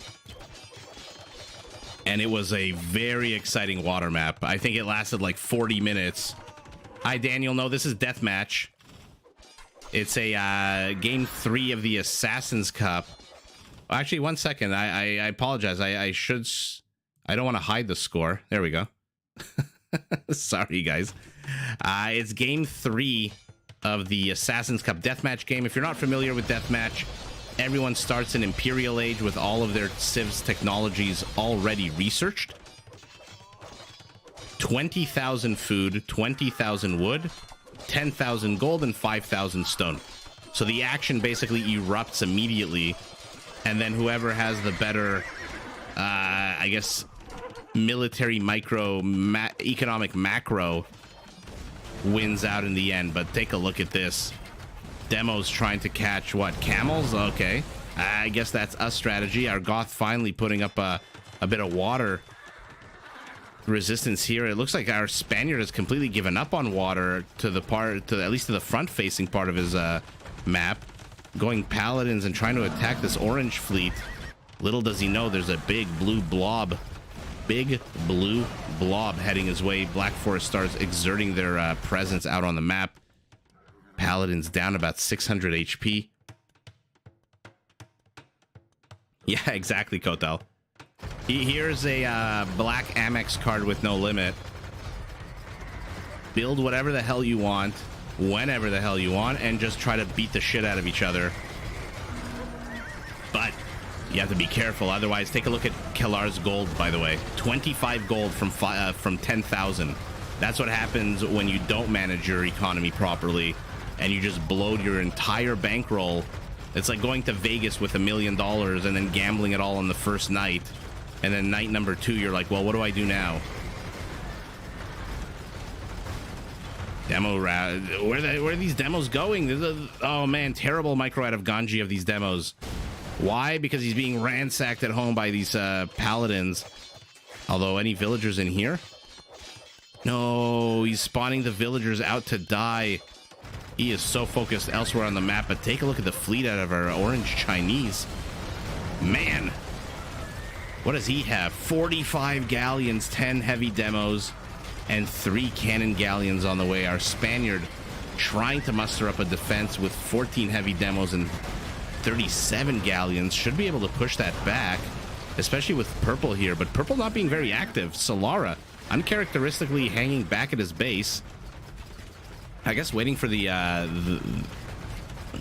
situation to clear up a bit. He doesn't want to run these guys into a bunch of demos. Understandable. And in come the Gothic demos. Oh, what a terrible didn't even get one vessel. Horrible here out of Ganji, unfortunately. But does he give a shit? He is pushing south with a whole bunch of halberdiers. Man, where are those Huskarls, by the way? No more Huskarls. I want to see something on these conks. Yeah, it's against Rams. Okay, sorry, guys. I had a bit of a... I forgot which unit they had the big bonus against. Yeah, Ram. Uh-oh. Patrol. Waste of 21 halberdiers could be used somewhere else. Purple, very tentative in his expansion out onto the map. A castle with only 2 villagers.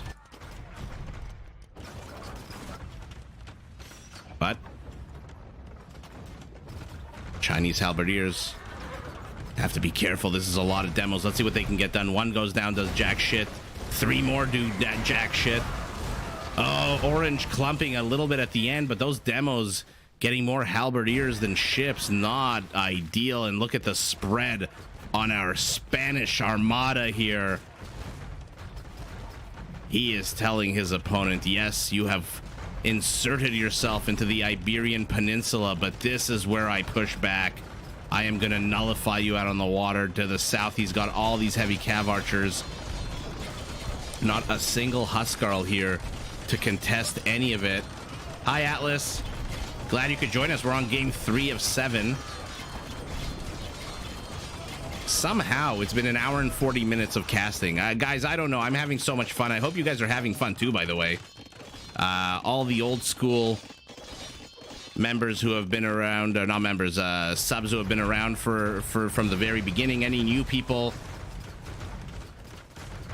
I hope you're having fun. I'm having fun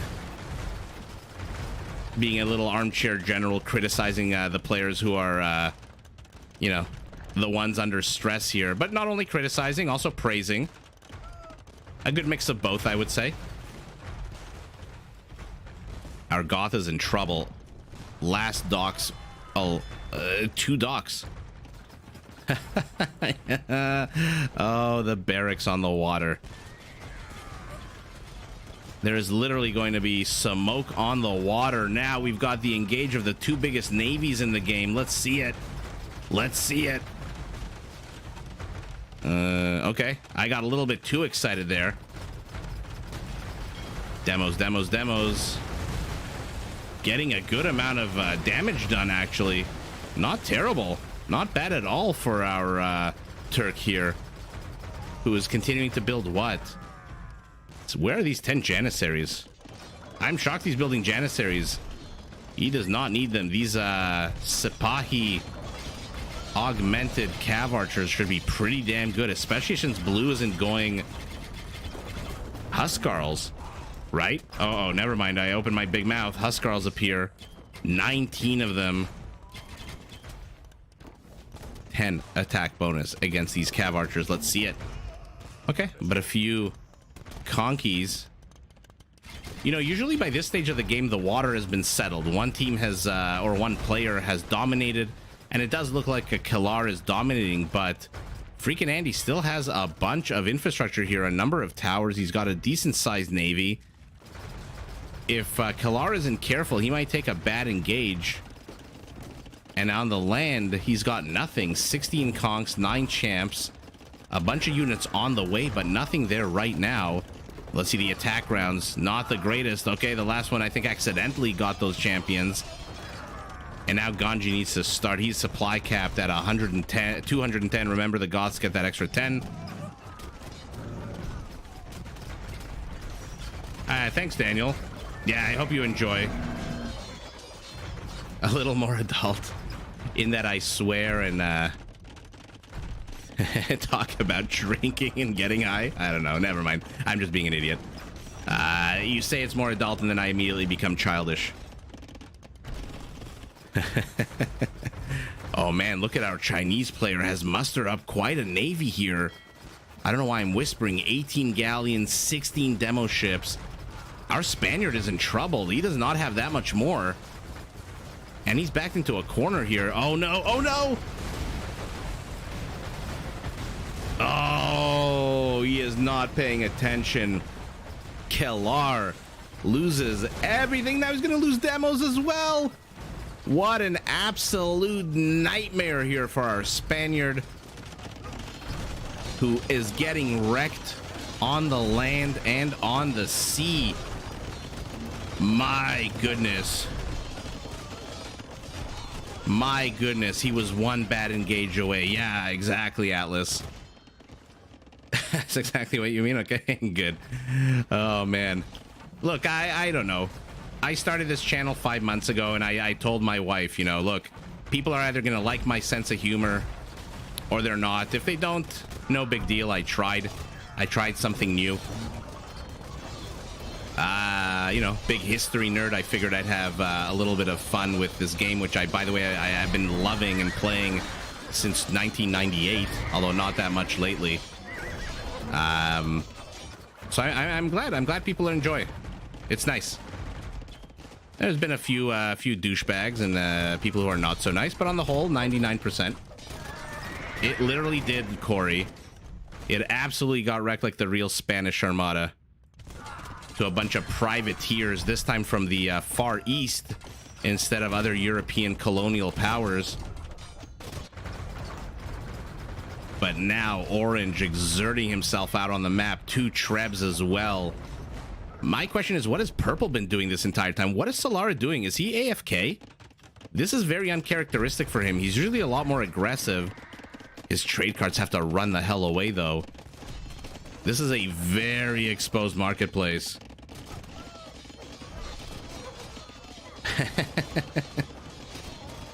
My real birthday party?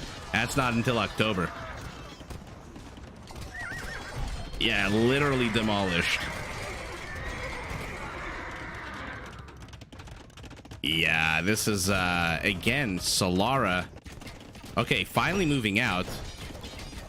The Turks are not exactly a finesseful civilization. They're more of a bust my way into your base and put a lead-hot ball inside the back of your head kind of civilization. Our Goth also, Ganji, being a little bit hesitant here. Trade finally up. Oh my god, guys, Team Black Forest has trade up. What an absolute treat to see 77 gold as opposed to 54. So not a huge difference. I mean, over the long run, yes. Chukanus as well. Man. Orange, though, now being the one not to press their advantage. Why? Why is he not doing? I'm trying to see if he's somewhere else out on the map. Did he see these Cav Archers? Oh, no. Oh, no. They finally get trade up, and now, all of a sudden, these Cav Archers.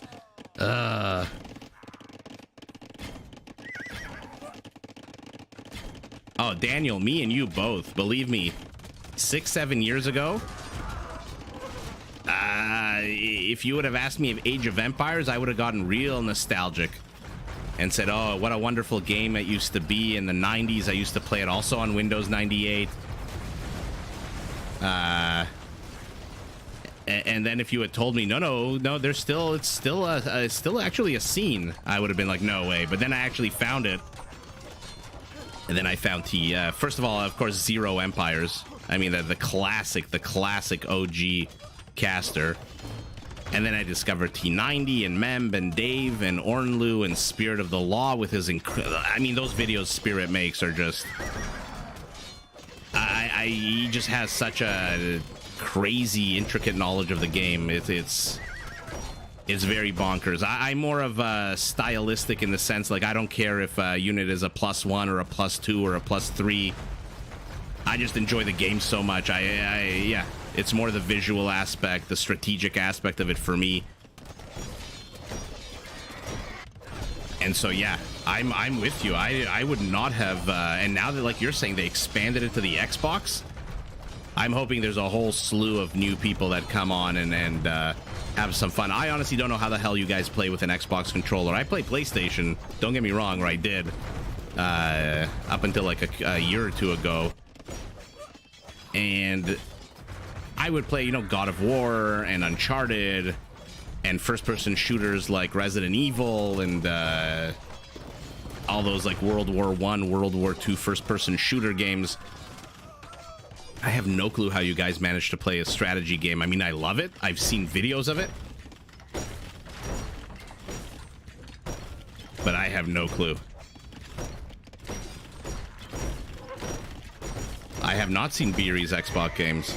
I will go to that link, Kotal, that you just posted. He's #1 in Xbox? Okay, interesting.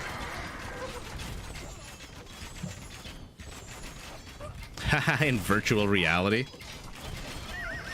Well, who was it that mentioned to me a few earlier this week, I think, about the first-person POV of Age of Empires, and I checked it out. It was freaking hilarious. I think it was T90 that made the video, but somebody pointed me to... Somebody pointed me towards that video. Was it you, Kotal? I think it was you, right? Oh, taking a Onager shot to the face. By the way, 30 minutes into the game, and the Chinese Navy has basically dominated the water. Structures everywhere, towers everywhere. Nothing coming out of these teal docks. He has one cannon galleon hiding behind a row of houses, picking away at halberdiers, not even able to one-shot them. So it's safe to say that our orange Chinese freaking Andy has dominated the water. The problem is now their trade is being attacked, and look at this. Look how much more trade there is, despite the fact that blue is pushing in. Again, Team Black Forest doesn't really seem to give too many F's about the trade. I think they're playing this purely militarily. Civilian count identical as always, but take a look at army supply at the top of your screen. They're literally 50 army supply ahead, although now all of a sudden it dropped by 20. Somebody took an onager shot to the face. Oh, God. Oh, God, these Turkish hussars.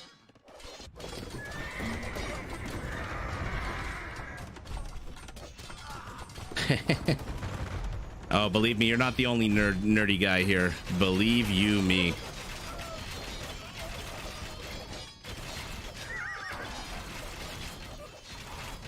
Okay, our Turk finally pushing into Andy's base. Andy doing a good job here with the Navy, but maybe position him somewhere else. Maybe position him here. I don't know. I don't know where the right place to put his Navy is. The range is not amazing on these galleons, only 10. So eventually he's going to run out of structures to attack. Plus, they don't really do that much damage. What is going on back here? There's a lot of farms, but not a lot of trade. Let's take a look at our Goth. Let's stop hopping around. Let's focus in here on the south. It doesn't really look like purple is meeting any kind of resistance here for now. We'll keep an eye on the mini-map. Oh, sneaky, sneaky. Gets the trebs, but the fleet remains. What is our Goth building, by the way? Oh, he's going straight for those hand cannons. Derps out a little bit, and then, I guess, retreats a little bit. Teal's army supply 53 of what? Hand cannoneers. I mean, don't get me. Correct me if I'm wrong. I think a Huskarl, because hand cannoneers technically are archers, two shot a hand cannoneer. Let's see it. Let's frickin' see it. 1, 2. Yeah, exactly. 2 shots a hand cannoneer. Sorry, I didn't mean to scream in your ear. Man, are they good against hand cannons. But, oh my goodness.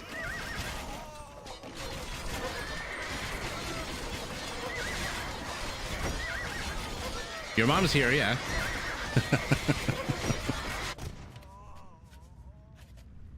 Yeah, he needs to transition to Huskarls. 19 is not enough. Orange, supply cap. Might want to start walling off your trade, to be honest.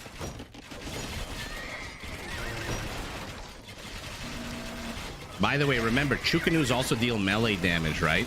Even though it's 0. Take a look, 0 melee damage.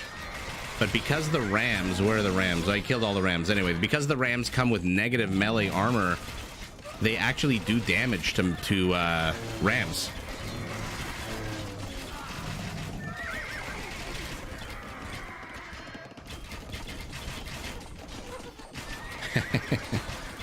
That's funny, Kotal. Oh, interesting. Remind me, Daniel, when you say thumbstick, you mean the one... I don't know Xbox controllers because I'm more of a PlayStation kind of gal. But the left or the right? Do they have 2 joysticks like the PlayStation controller does? Chukanu's managing to push everything back here, but again, Black Forest needs to wall this off ASAP. Otherwise, these incredibly fast cavalry units out of the Turk are just going to keep decimating their trade.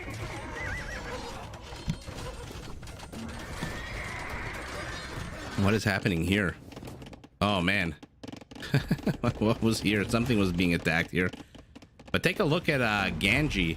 He's penetrated his opponent so far, but he's left this entire infrastructure open. Even a castle is still here, sniping and killing these halberdiers as they make their way across the map.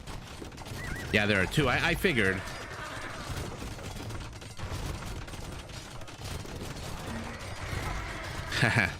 Yeah, Kotal, that's my point. I just don't get it. I mean, I appreciate that people are playing it with a joystick and a Xbox controller. I guess, oh shit, taking a bunch of bombard cannonballs to the face.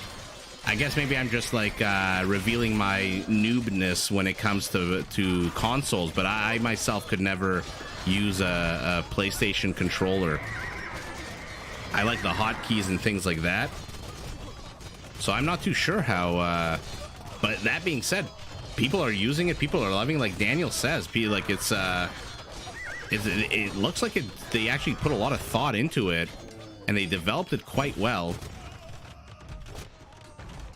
Pressure from our Chinese player is over. His entire navy is gone. He's building 2 demo ships.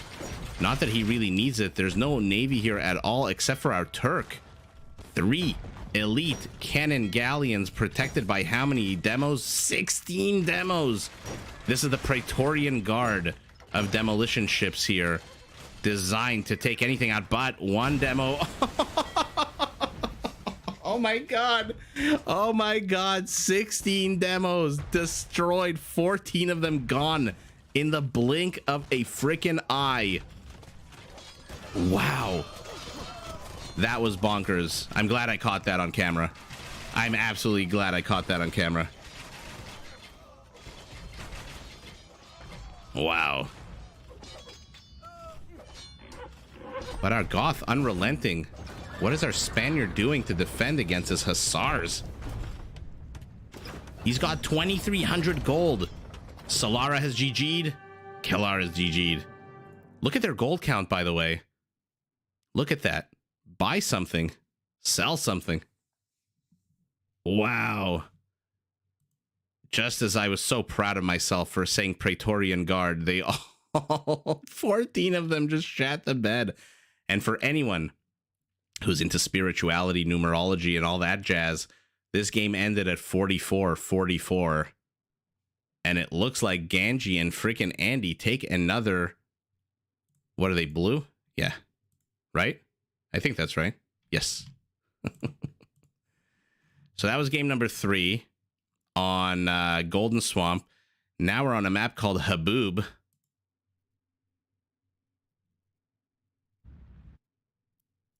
And let's see who spawned where. So I'm going to zoom out so you guys can see what Haboob is.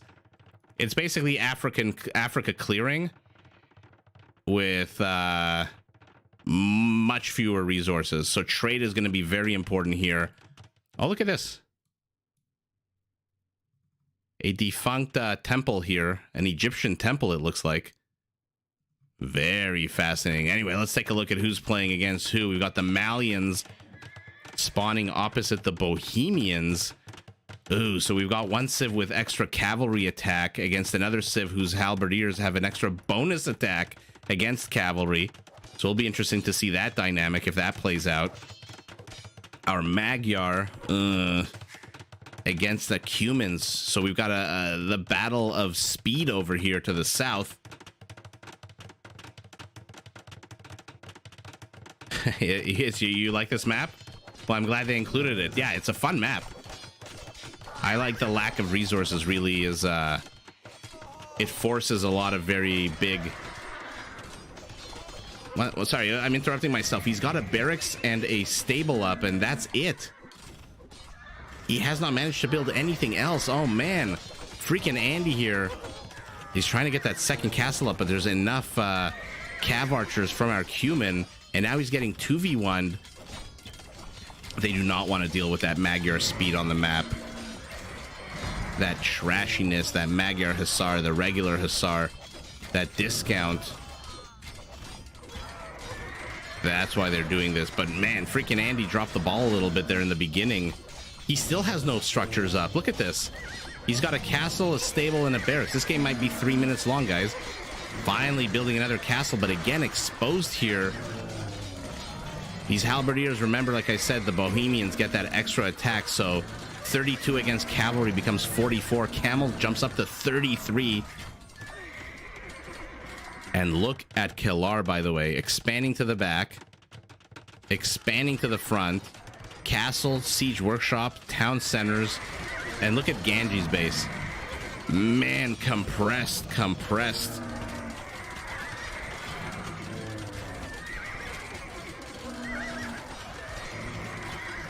Yeah, Dave Daniel, sorry. The build orders are basically, yeah, it's basically like when you're starting out on the game, although you're not starting out, you played the game before, but I'm not surprised that they're focusing on build orders, to be honest.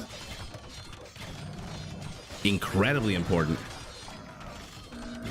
Okay, finally 2 Magyar castles up. Multiple controllers. I don't even know how that would sound, something that would even look. Okay, finally freaking Andy saved here by his partner with the Hofnitzas out. But they are going to get swamped by these Malian camels with +7 attack should be. There it is. Ugh. Farimba.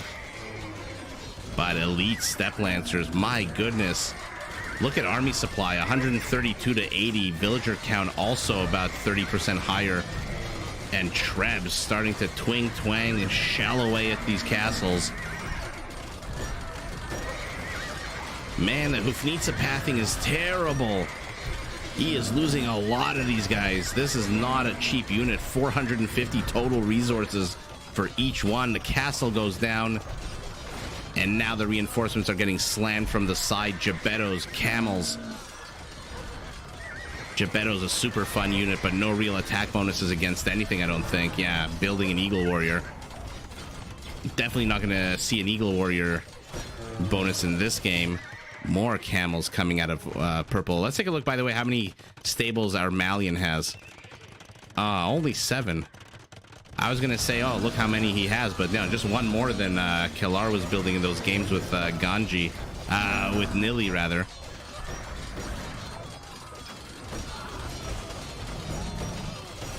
Double whammy.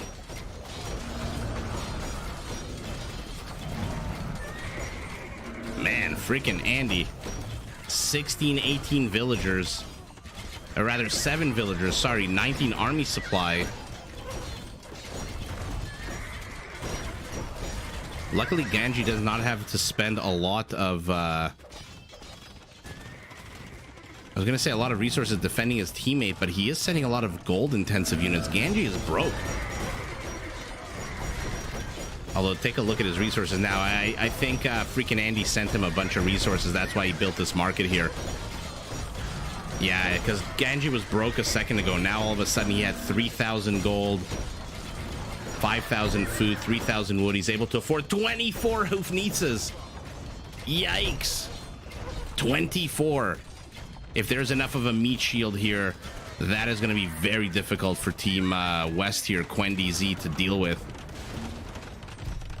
When is the last time we saw 24 Hufnitzas? 31. 31 on the production tab. My God.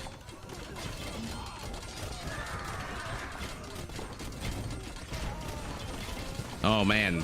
Oh, Atlas speedruns are some of my favorite YouTube videos, although I'm more of a old school Nintendo speedrun, like Super Mario 3. Actually, any of the Super Marios, to be honest. Donkey Kong Country. I haven't seen the Eagle Eye GoldenEye one, but that is a very popular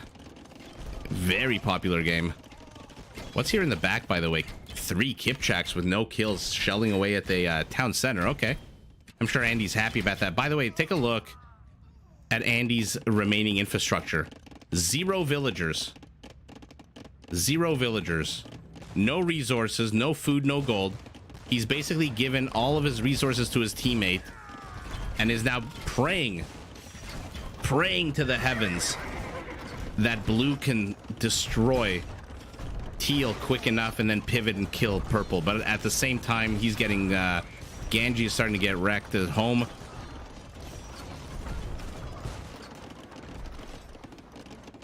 Andy keeping just enough units around so that he appears to still be in the game.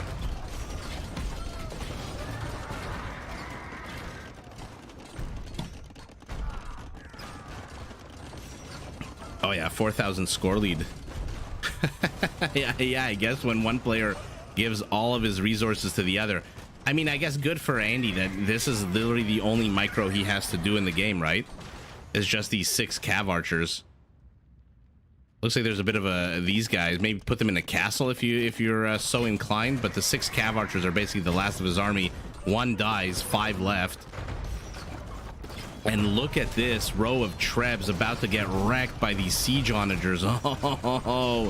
Oh, it's so gross to see, but so beautiful to watch.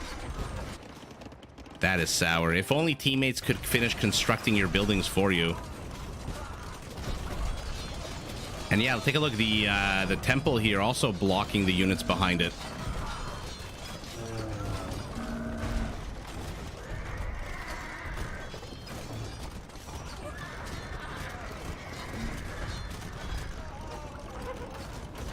Your mom, I'm glad. I am thankful that you're spending your free time with us. Look at Purple pinging over here saying, hey, do something about this. This is being really annoying. By the way, all those trebs are now down to 2 trebs. Ganji, though, has a lot of stone. He is repairing a castle somewhere because it is going down one by one. But in come these Wagenburg upgraded mobile walls.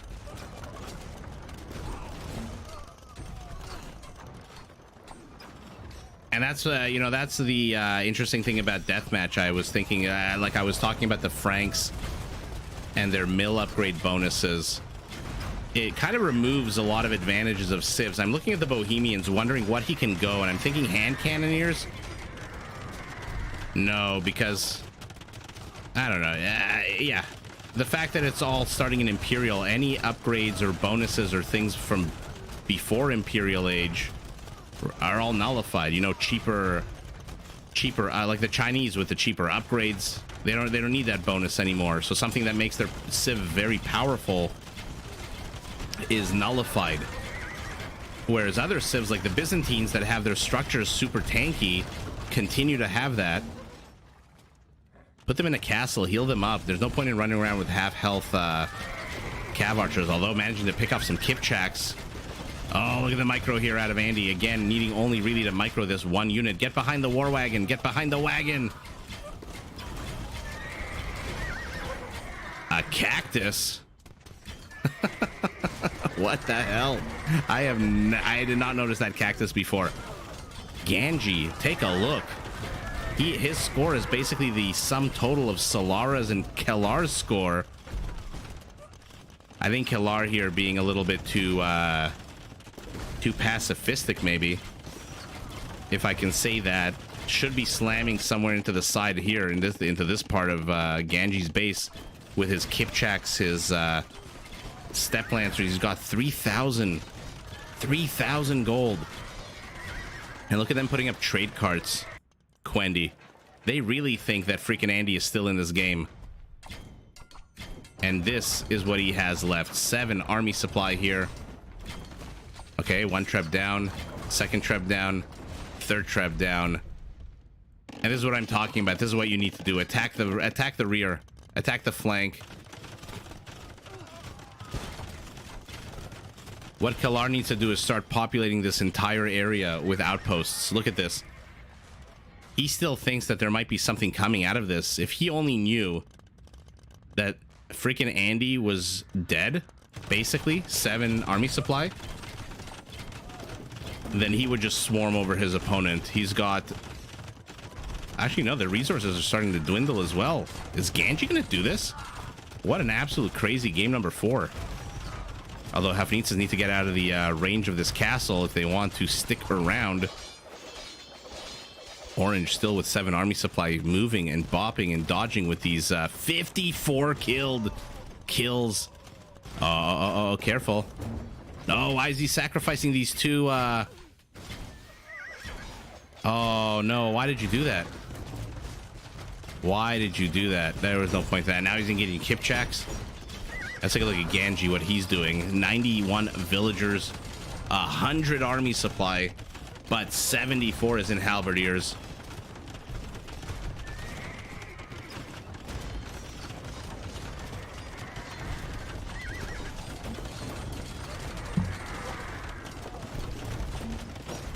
They are really doing crucial work. The problem is he just threw away his 2 Magyar Hussars, which would probably been better hiding in a castle. Now these guys are gonna... Oh, look at that popping out right at the right time. But now Rams... Like I said, if they knew exactly how weak and exposed Ganji is, Ganji can't afford to cover himself on multiple fronts. What's his army supply here?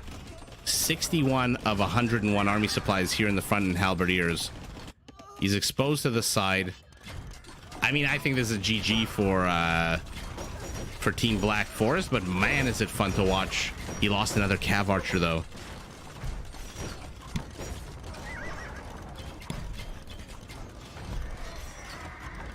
I think freaking Andy's just having fun at this point. I mean, why the hell not? You know, tournament, schmurmament, ranked, unranked, who gives a shit? If you're not having fun, you shouldn't be playing this game. But let's see, Kipchaks. 5, 6, 7, 8, I think. 9, 10, 11, 12, 13, 14 Kipchaks for nothing. What an absolute spectacular catch here for Ganji. With mistakes like that, he might actually pull this off. If he pulls this off, it's gonna be epic. Why was purple pinging over here? Oh, because these annoying Cav Archers. Uh-oh. Run away. Town center down. Ganji, though, take a look. His entire center position has been destroyed. He's got one last castle up and running, but 5 Trebs, 5 Malian Trebs are absolutely going to say bye-bye to that, and he's pivoted south.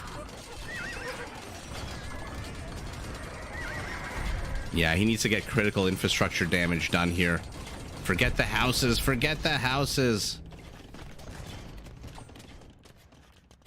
Okay, now Ganji is exposed. This army is out here in the desert, thirsty, no resources at all. Has enough resources to build one more castle. But take a look. Sub 100 foods, 100 gold, and 1100 wood. Once they get rid of this army, what is this? About 45 army supply. So this is about half his army here. It's GG if they can get rid of it. These Haufnitzes being pretty damn annoying. And where are our 4 heroic Cav Archers? My goodness.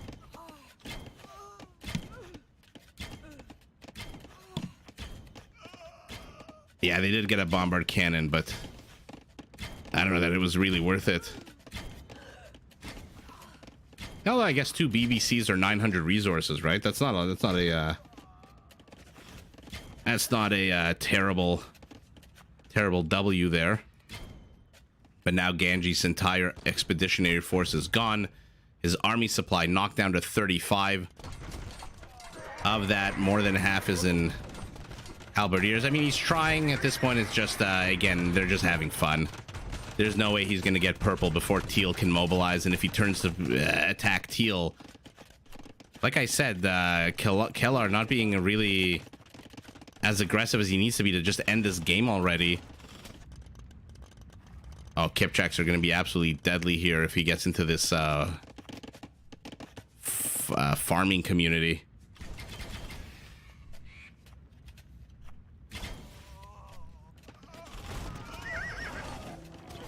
Good place for a castle. These 4 stables. But look, purple immediately rebuilding. Take a look at purple's resource, 3,000 wood.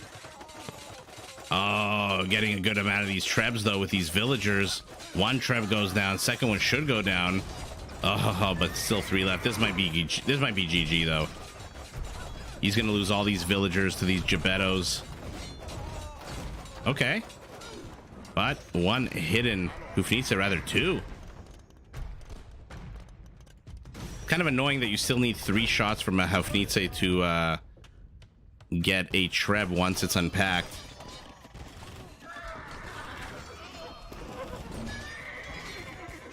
Oh, takes an onager shot, and there you go. Woo! Where are these Cav Archers? They're inside here. They died. 1 left. Wow. That was a tenacious hold here by Genji, but ultimately no dice for him. So who won that? QueNDi won that one. So that was a boob. Okay, Serengeti. Another fun desert map.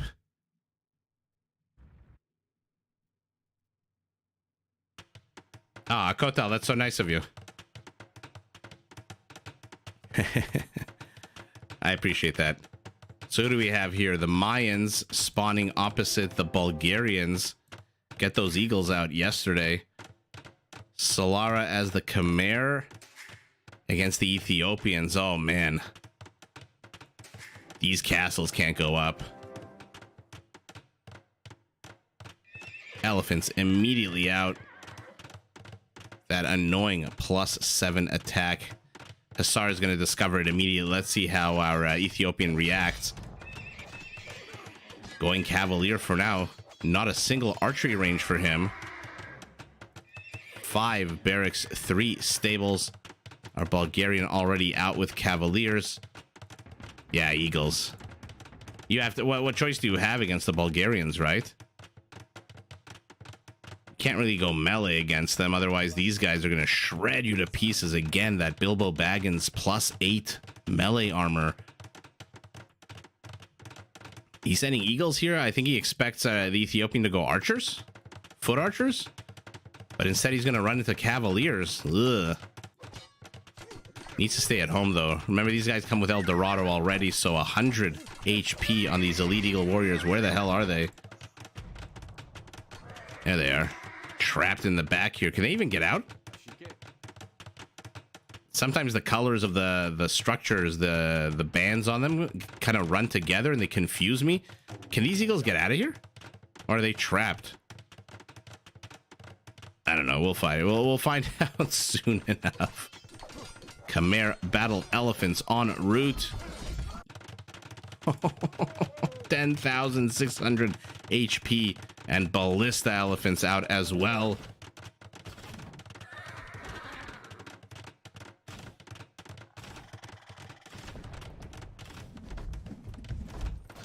I appreciate that, Kotal.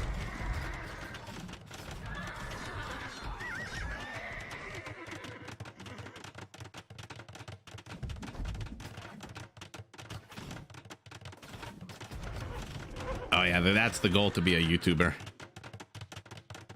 An Age of Empires YouTuber.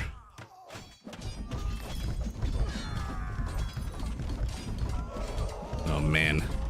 This is gonna be hard for our Ethiopian to stem. Although he's got a good amount of halberdiers. Never mind. Never mind. Elephants running the hell away.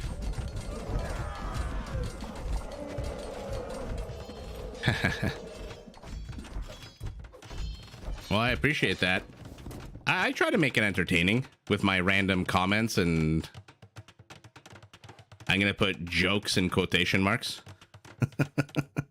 Oh, yikes. More ballista, more ballista. 8 is not a bad start. He's got 9 at home. Wonder why he's sending these elephants piecemeal.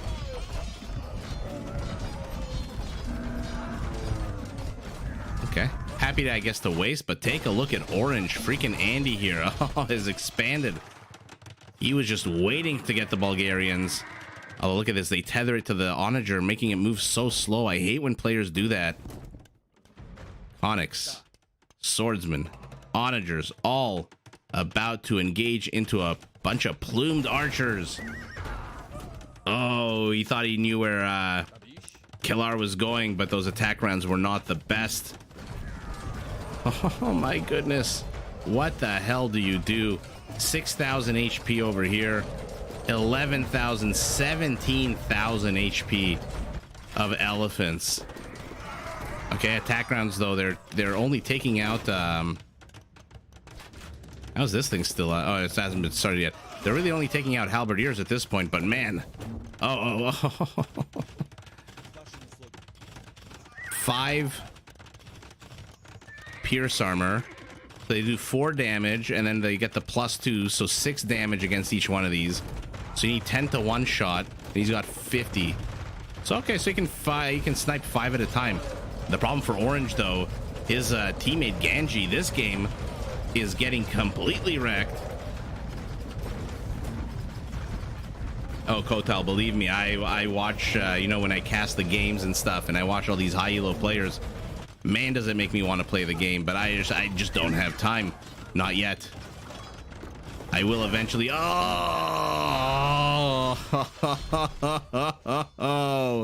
oh my God. Disgusting. 57 has become 24. That was a 30 kill count. 26, I guess. Only one friendly is an amazing stat, but we've got some Cavaliers attempting a run by unsuccessfully. I thought blue was going to get swamped, but I guess these Conics came. Only 6 kills on them. Or did blue just retreat? Purple just retreat. Okay. Killar did not learn his lesson, moving forward with more of these units. Where the hell are all the onagers? I guess they got sniped.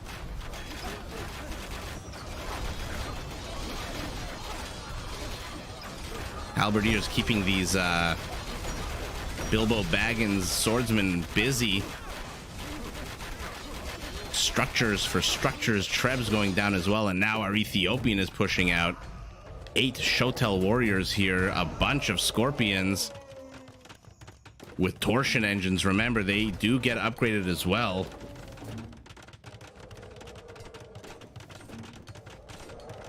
Oh, Atlas, believe me, if I had my way, I would have a nice weekend where I did nothing but sit in my underwear, blast my air conditioning, or actually last couple of days blast my heating, and just play Age of Empires non-stop. Oh my God. 23 torsion engine augmented siege onagers with a, look at that effect range at the bottom there. Two redonkulous. Okay, Trebs, do something. Okay, town center's a good start. Maybe get that castle. It's literally 2 shots away from dying. I love the use of the onagers on the castle. A lot of players that we've seen so far are kind of hesitant, I want to say.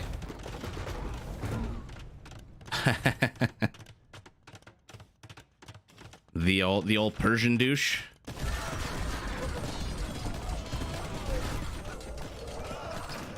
Elephants showing up. Ballista elephants. Why are you going back? I guess he saw the onagers. But ballista elephants can still take an onager shot to the face. Oh, onagers, sneaky. Oh, this dismounted conic in the way, blocking the onager. Let's see it. Yeah, they can take a bunch of onager shots. I'm surprised that they're that hesitant. Oh my God, though, look at this. Oh, these conics. Solara and Killar, by the way, already have their trade up.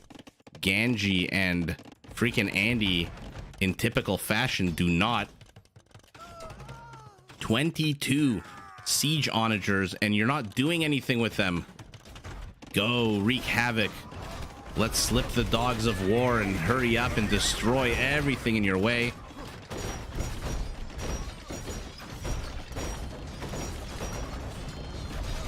Yeah.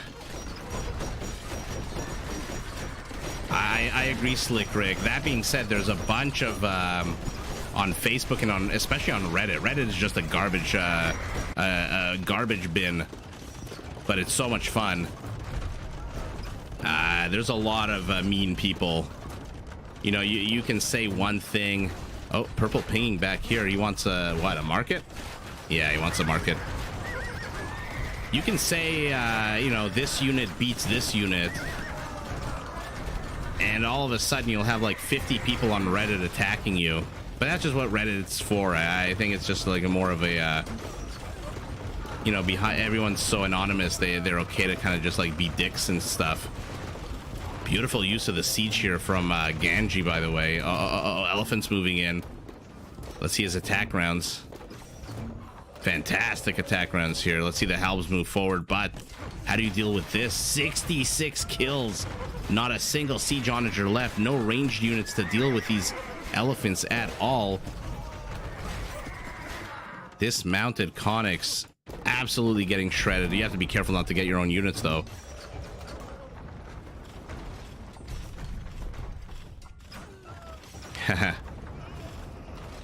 Man, 20 years ago is still after the year 2000. It boggles my mind.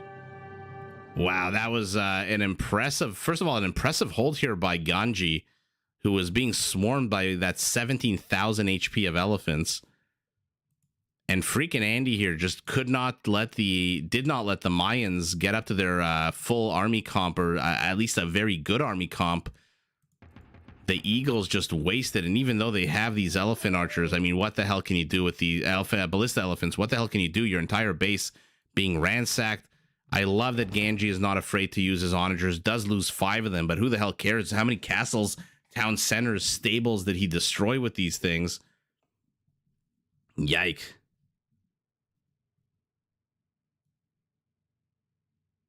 All right. So I think this is game number 5, right? 1, 2, 3, 4, 5. Yeah.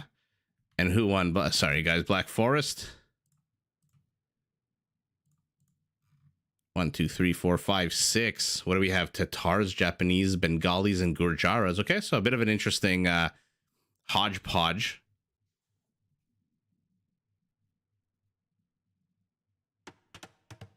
So let's see, our Gurjara spawning opposite the Tatars. I wonder if he'll go Gulams. Okay, archery ranges for him. Bengalis spawning opposite Japanese. I mean, the Bengalis have access to such tanky units, but the Japanese with those Yasama towers. Oh, walls off one side, does not wall the other off. But the Halb gets in there, does save the villager. You need to wall off this alley between the house and the castle, though. That would be pretty good. So, by the way, we're on 4 lakes, named after the 4 lakes in the corners of the map. Lots and lots of salmon. There we go. The developers made a mistake. I don't think salmon just swim in lakes like this, right? Don't they swim in moving currents? In any event, we've got the Battle of the Camels. Heavy camels +7 melee armor, but only +2 attack against +4 attack. Everything else basically identical.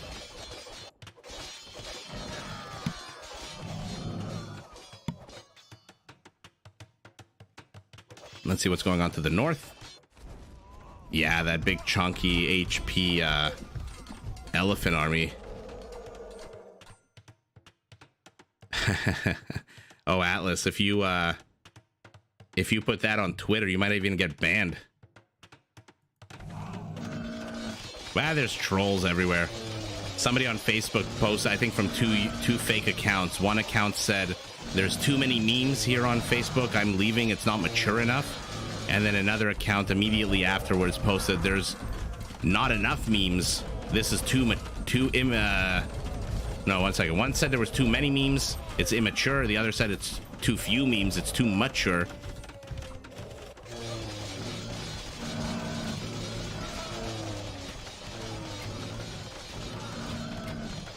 Uh-oh. Our Japanese has no army. He's building halberdiers, but these aren't barracks. These aren't Goth barracks. Look how slow these halbs are coming out. And he's gonna lose all these trebs as well. Yikes. Bad catch here for Black Forest Stars. I mean, we know it goes to game 7, so we know who wins this game. But I guess now we're seeing how they win this game. Look at this elephant onslaught here. Purple as well. Our Tatar mustering some kind of response, but there is no high ground anywhere around his base. Anywhere useful, rather. There's a bit in the middle. But let's see if the extra melee armor from the Gurjara seems to be winning out the day, although hard to say with all these elephant archers.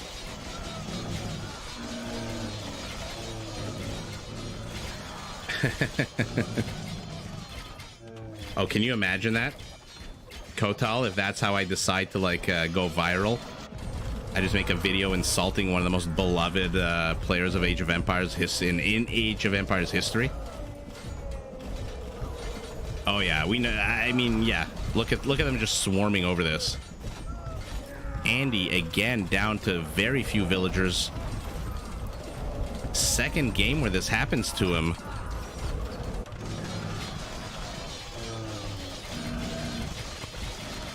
Chakram's being thrown in. There's no infantry here. Yeah, we knew that would happen, right? 7 minutes 54 seconds. So guys, we have ourselves a big old juicy tiebreaker. Dravidians and Berbers against Persians and Britons. Ooh. I am all for this game. Where are we? On Valley, which I always think of as the Nile, with this big swath of sand with a few lakes in it. Our Berbers spawning opposite our Britons. Ooh. And our Dravidians spawning opposite our Persians. You know what? At the end of the day, if you want anyone to take on the Persians, it would be the Civ with Wootz Steel, right? Does that make sense? I would prefer to have the Dravidians opposite the Persians as opposed to the Berbers. I mean, the Berbers can have the regenerative camel units. They can have the camel archers. But if our Persian goes elephants, which I mean it's deathmatch, he should be going elephants. So although so far he's going camels, really all Blue needs to make is halberdiers. Atlas, exactly. Yeah, maybe two. But tell me if I'm wrong. Do you think it would have been better for Ganji and freaking Andy to spawn opposite? I think they spawned perfectly. I think the Britons, the speed might overwhelm them. The super speedy units. And I think again there's the Woot Steel of the Dravidians. But let me know if I'm wrong. Let me know if I'm completely bungling it up. Remember, we discovered last game, or at least I discovered, that the elephants have tramp stamps. The Persian war elephants have tramp stamps on their butts. Look at that. Love it. Love the design of the unit. Look at Teal deking out orange with camels. Oh, I want to see these halberdiers take on these elephants. I want to see the HPs. Let's see it. Oh, but not in a castle fire. Not in a castle fire. No. Okay, I mean, it did good. 200 HP immediately going down on that elephant. Yeah, I think they spawned well. And here we go. That Berber speed is just gonna, I think, be very hard. Oh. Oh, mama. Oh, mama. The shifting sands are unkind to our Britons so far. Orange having to return home. Blue sending a few halbs to support, but there's nothing here really to support anymore. The camels are out. 2 kills on them. Let's see it. Siege onagers. Faster firing elephant archers. Take a look at that. 1.4. That is a ridiculously fast firing rate. And where are all the war elephants? 22 going up to 56. What is our Briton massing? Arbalests are his weapon of choice. Forget the longbow. And look at this Maginot line of demos here for our purple Briton. His last line of defense or first line of defense? Let's see. They are rushing the Persian. Oh, come on. Fire, fire, fire. You can get rid of so many of these halbs. The problem for our Solara is he's engaging into a bunch of choke points here, which is not where you want what you want to do when you have a trample damage unit. You want big open spaces like this. Look how much damage these elephants do, although not all of that, of course, is the elephants, but Oh, you don't want to engage into narrow alleyways because then these onagers are going to come to play. And the castle goes down. This actually might be a very good move here. A very good gift to our Persian player that he needed. I think that castle needed to go down. Now he has a wider berth of attack here to the front. And now elephants are attacking the Berber. Halberdiers not doing much. Not that they need to. 11 range on these arbalests. Our Persian continuing to amass what? Still got a few remaining camels here to the back. So they're getting ready to snipe any kind of trade that comes out. If only Solara knew that the last few games the other is that their opponents haven't had trade at all.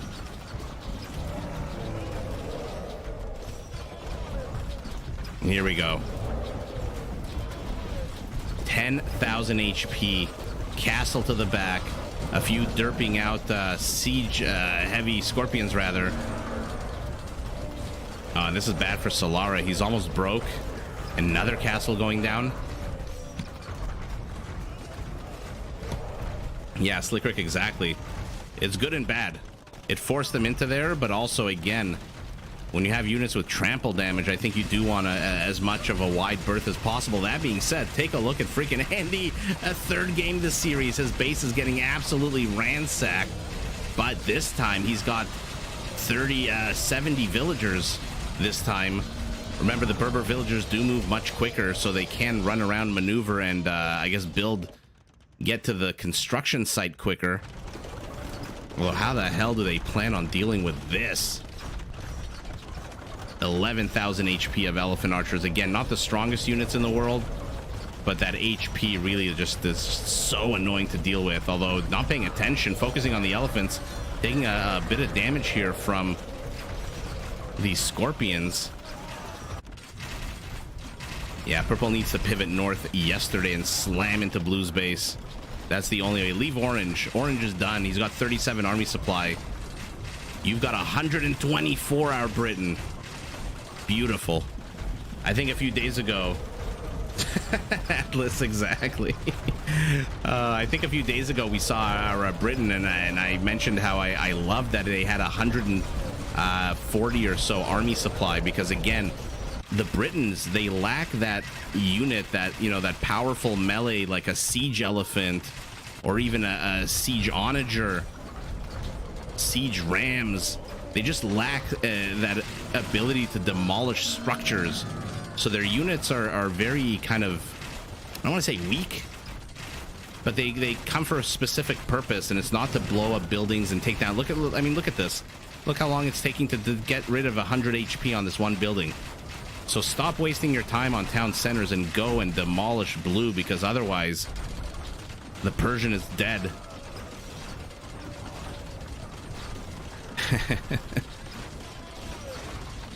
I can't tell, Kotal, if that loading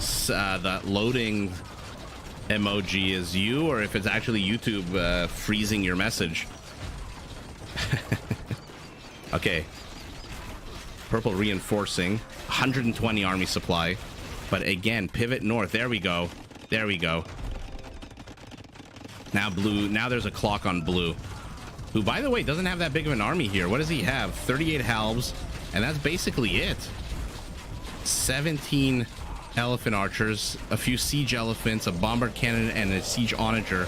They've taken position up on the hill.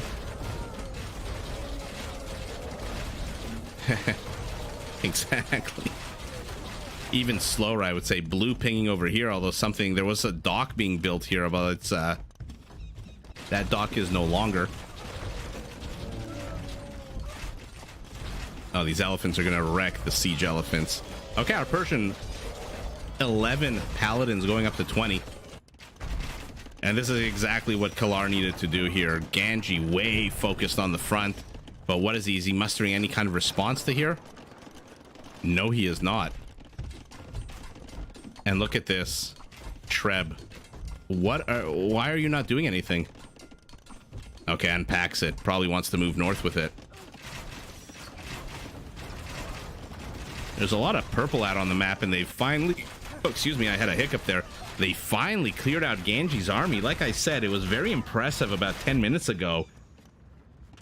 But now... Oh, guys, sorry, I have the hiccups all of a sudden. I'm going to drink some water. I'm going to mute my mic.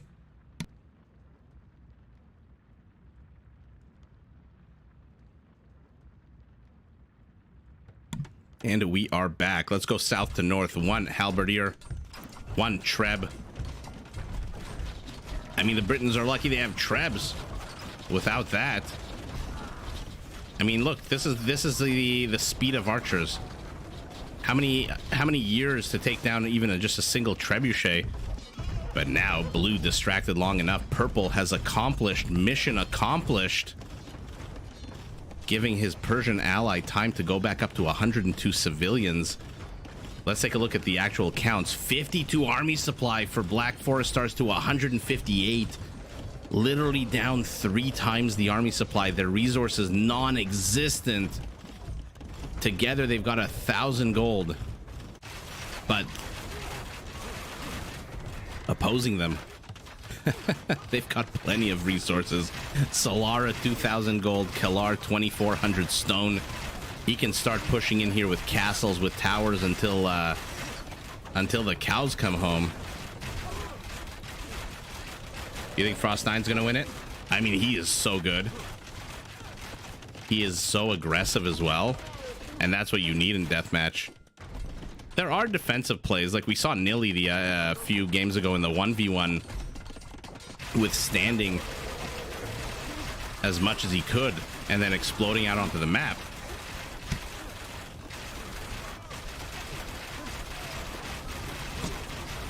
But I'm trying to think.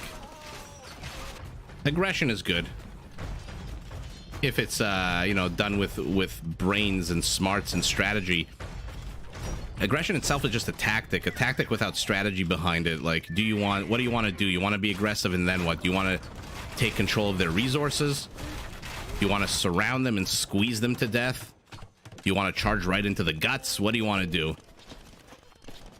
Oh man, they are, you know, hiccups are a caster's worst nightmare, except, you know what I've discovered? Except for yawning. It's almost 11 p.m. here. I've had to mute the mic a few times. If you guys notice a bit of a silence for a few seconds, that's me yawning. And not because I'm tired. I'm very not tired. I'm a night owl. It's just because I'm doing so much talking. I think I'm not breathing well. I think I'm not breathing properly. Having to pee? No.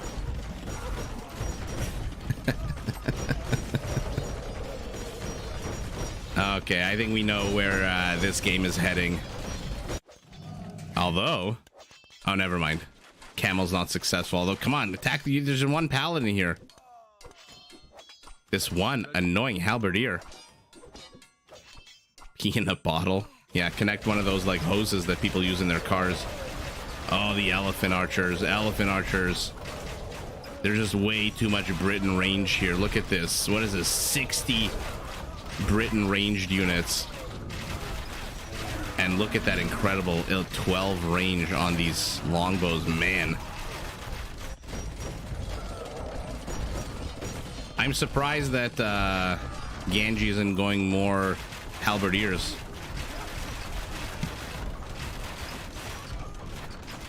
I mean, although I say that, and he's got, look at his supply, look at his resources. He's got nothing. He's buying wood, even though he's got 2 forests, big juicy forests to the back of his base. Yeah, our Persian doing a good tech switch here to paladins. Their trade, of course, is well up and running. And QueNDi Z, there you have it, victorious. 400 Dravidian halberdiers against 112 Persian war elephants. No one had trade. Kill count about 1,000, and then about 800 for the other team. Wow, what a series.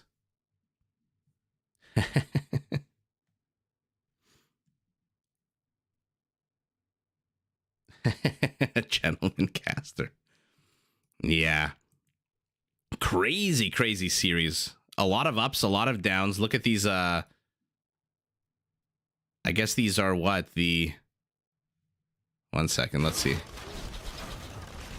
Oh, he was building a roomy swordsman there at the end. Oh, those are the baskets on top of them. I think, right? Yeah, that's the basket. Wow. A lot of baskets, a lot of dead elephant archers. What a fun game.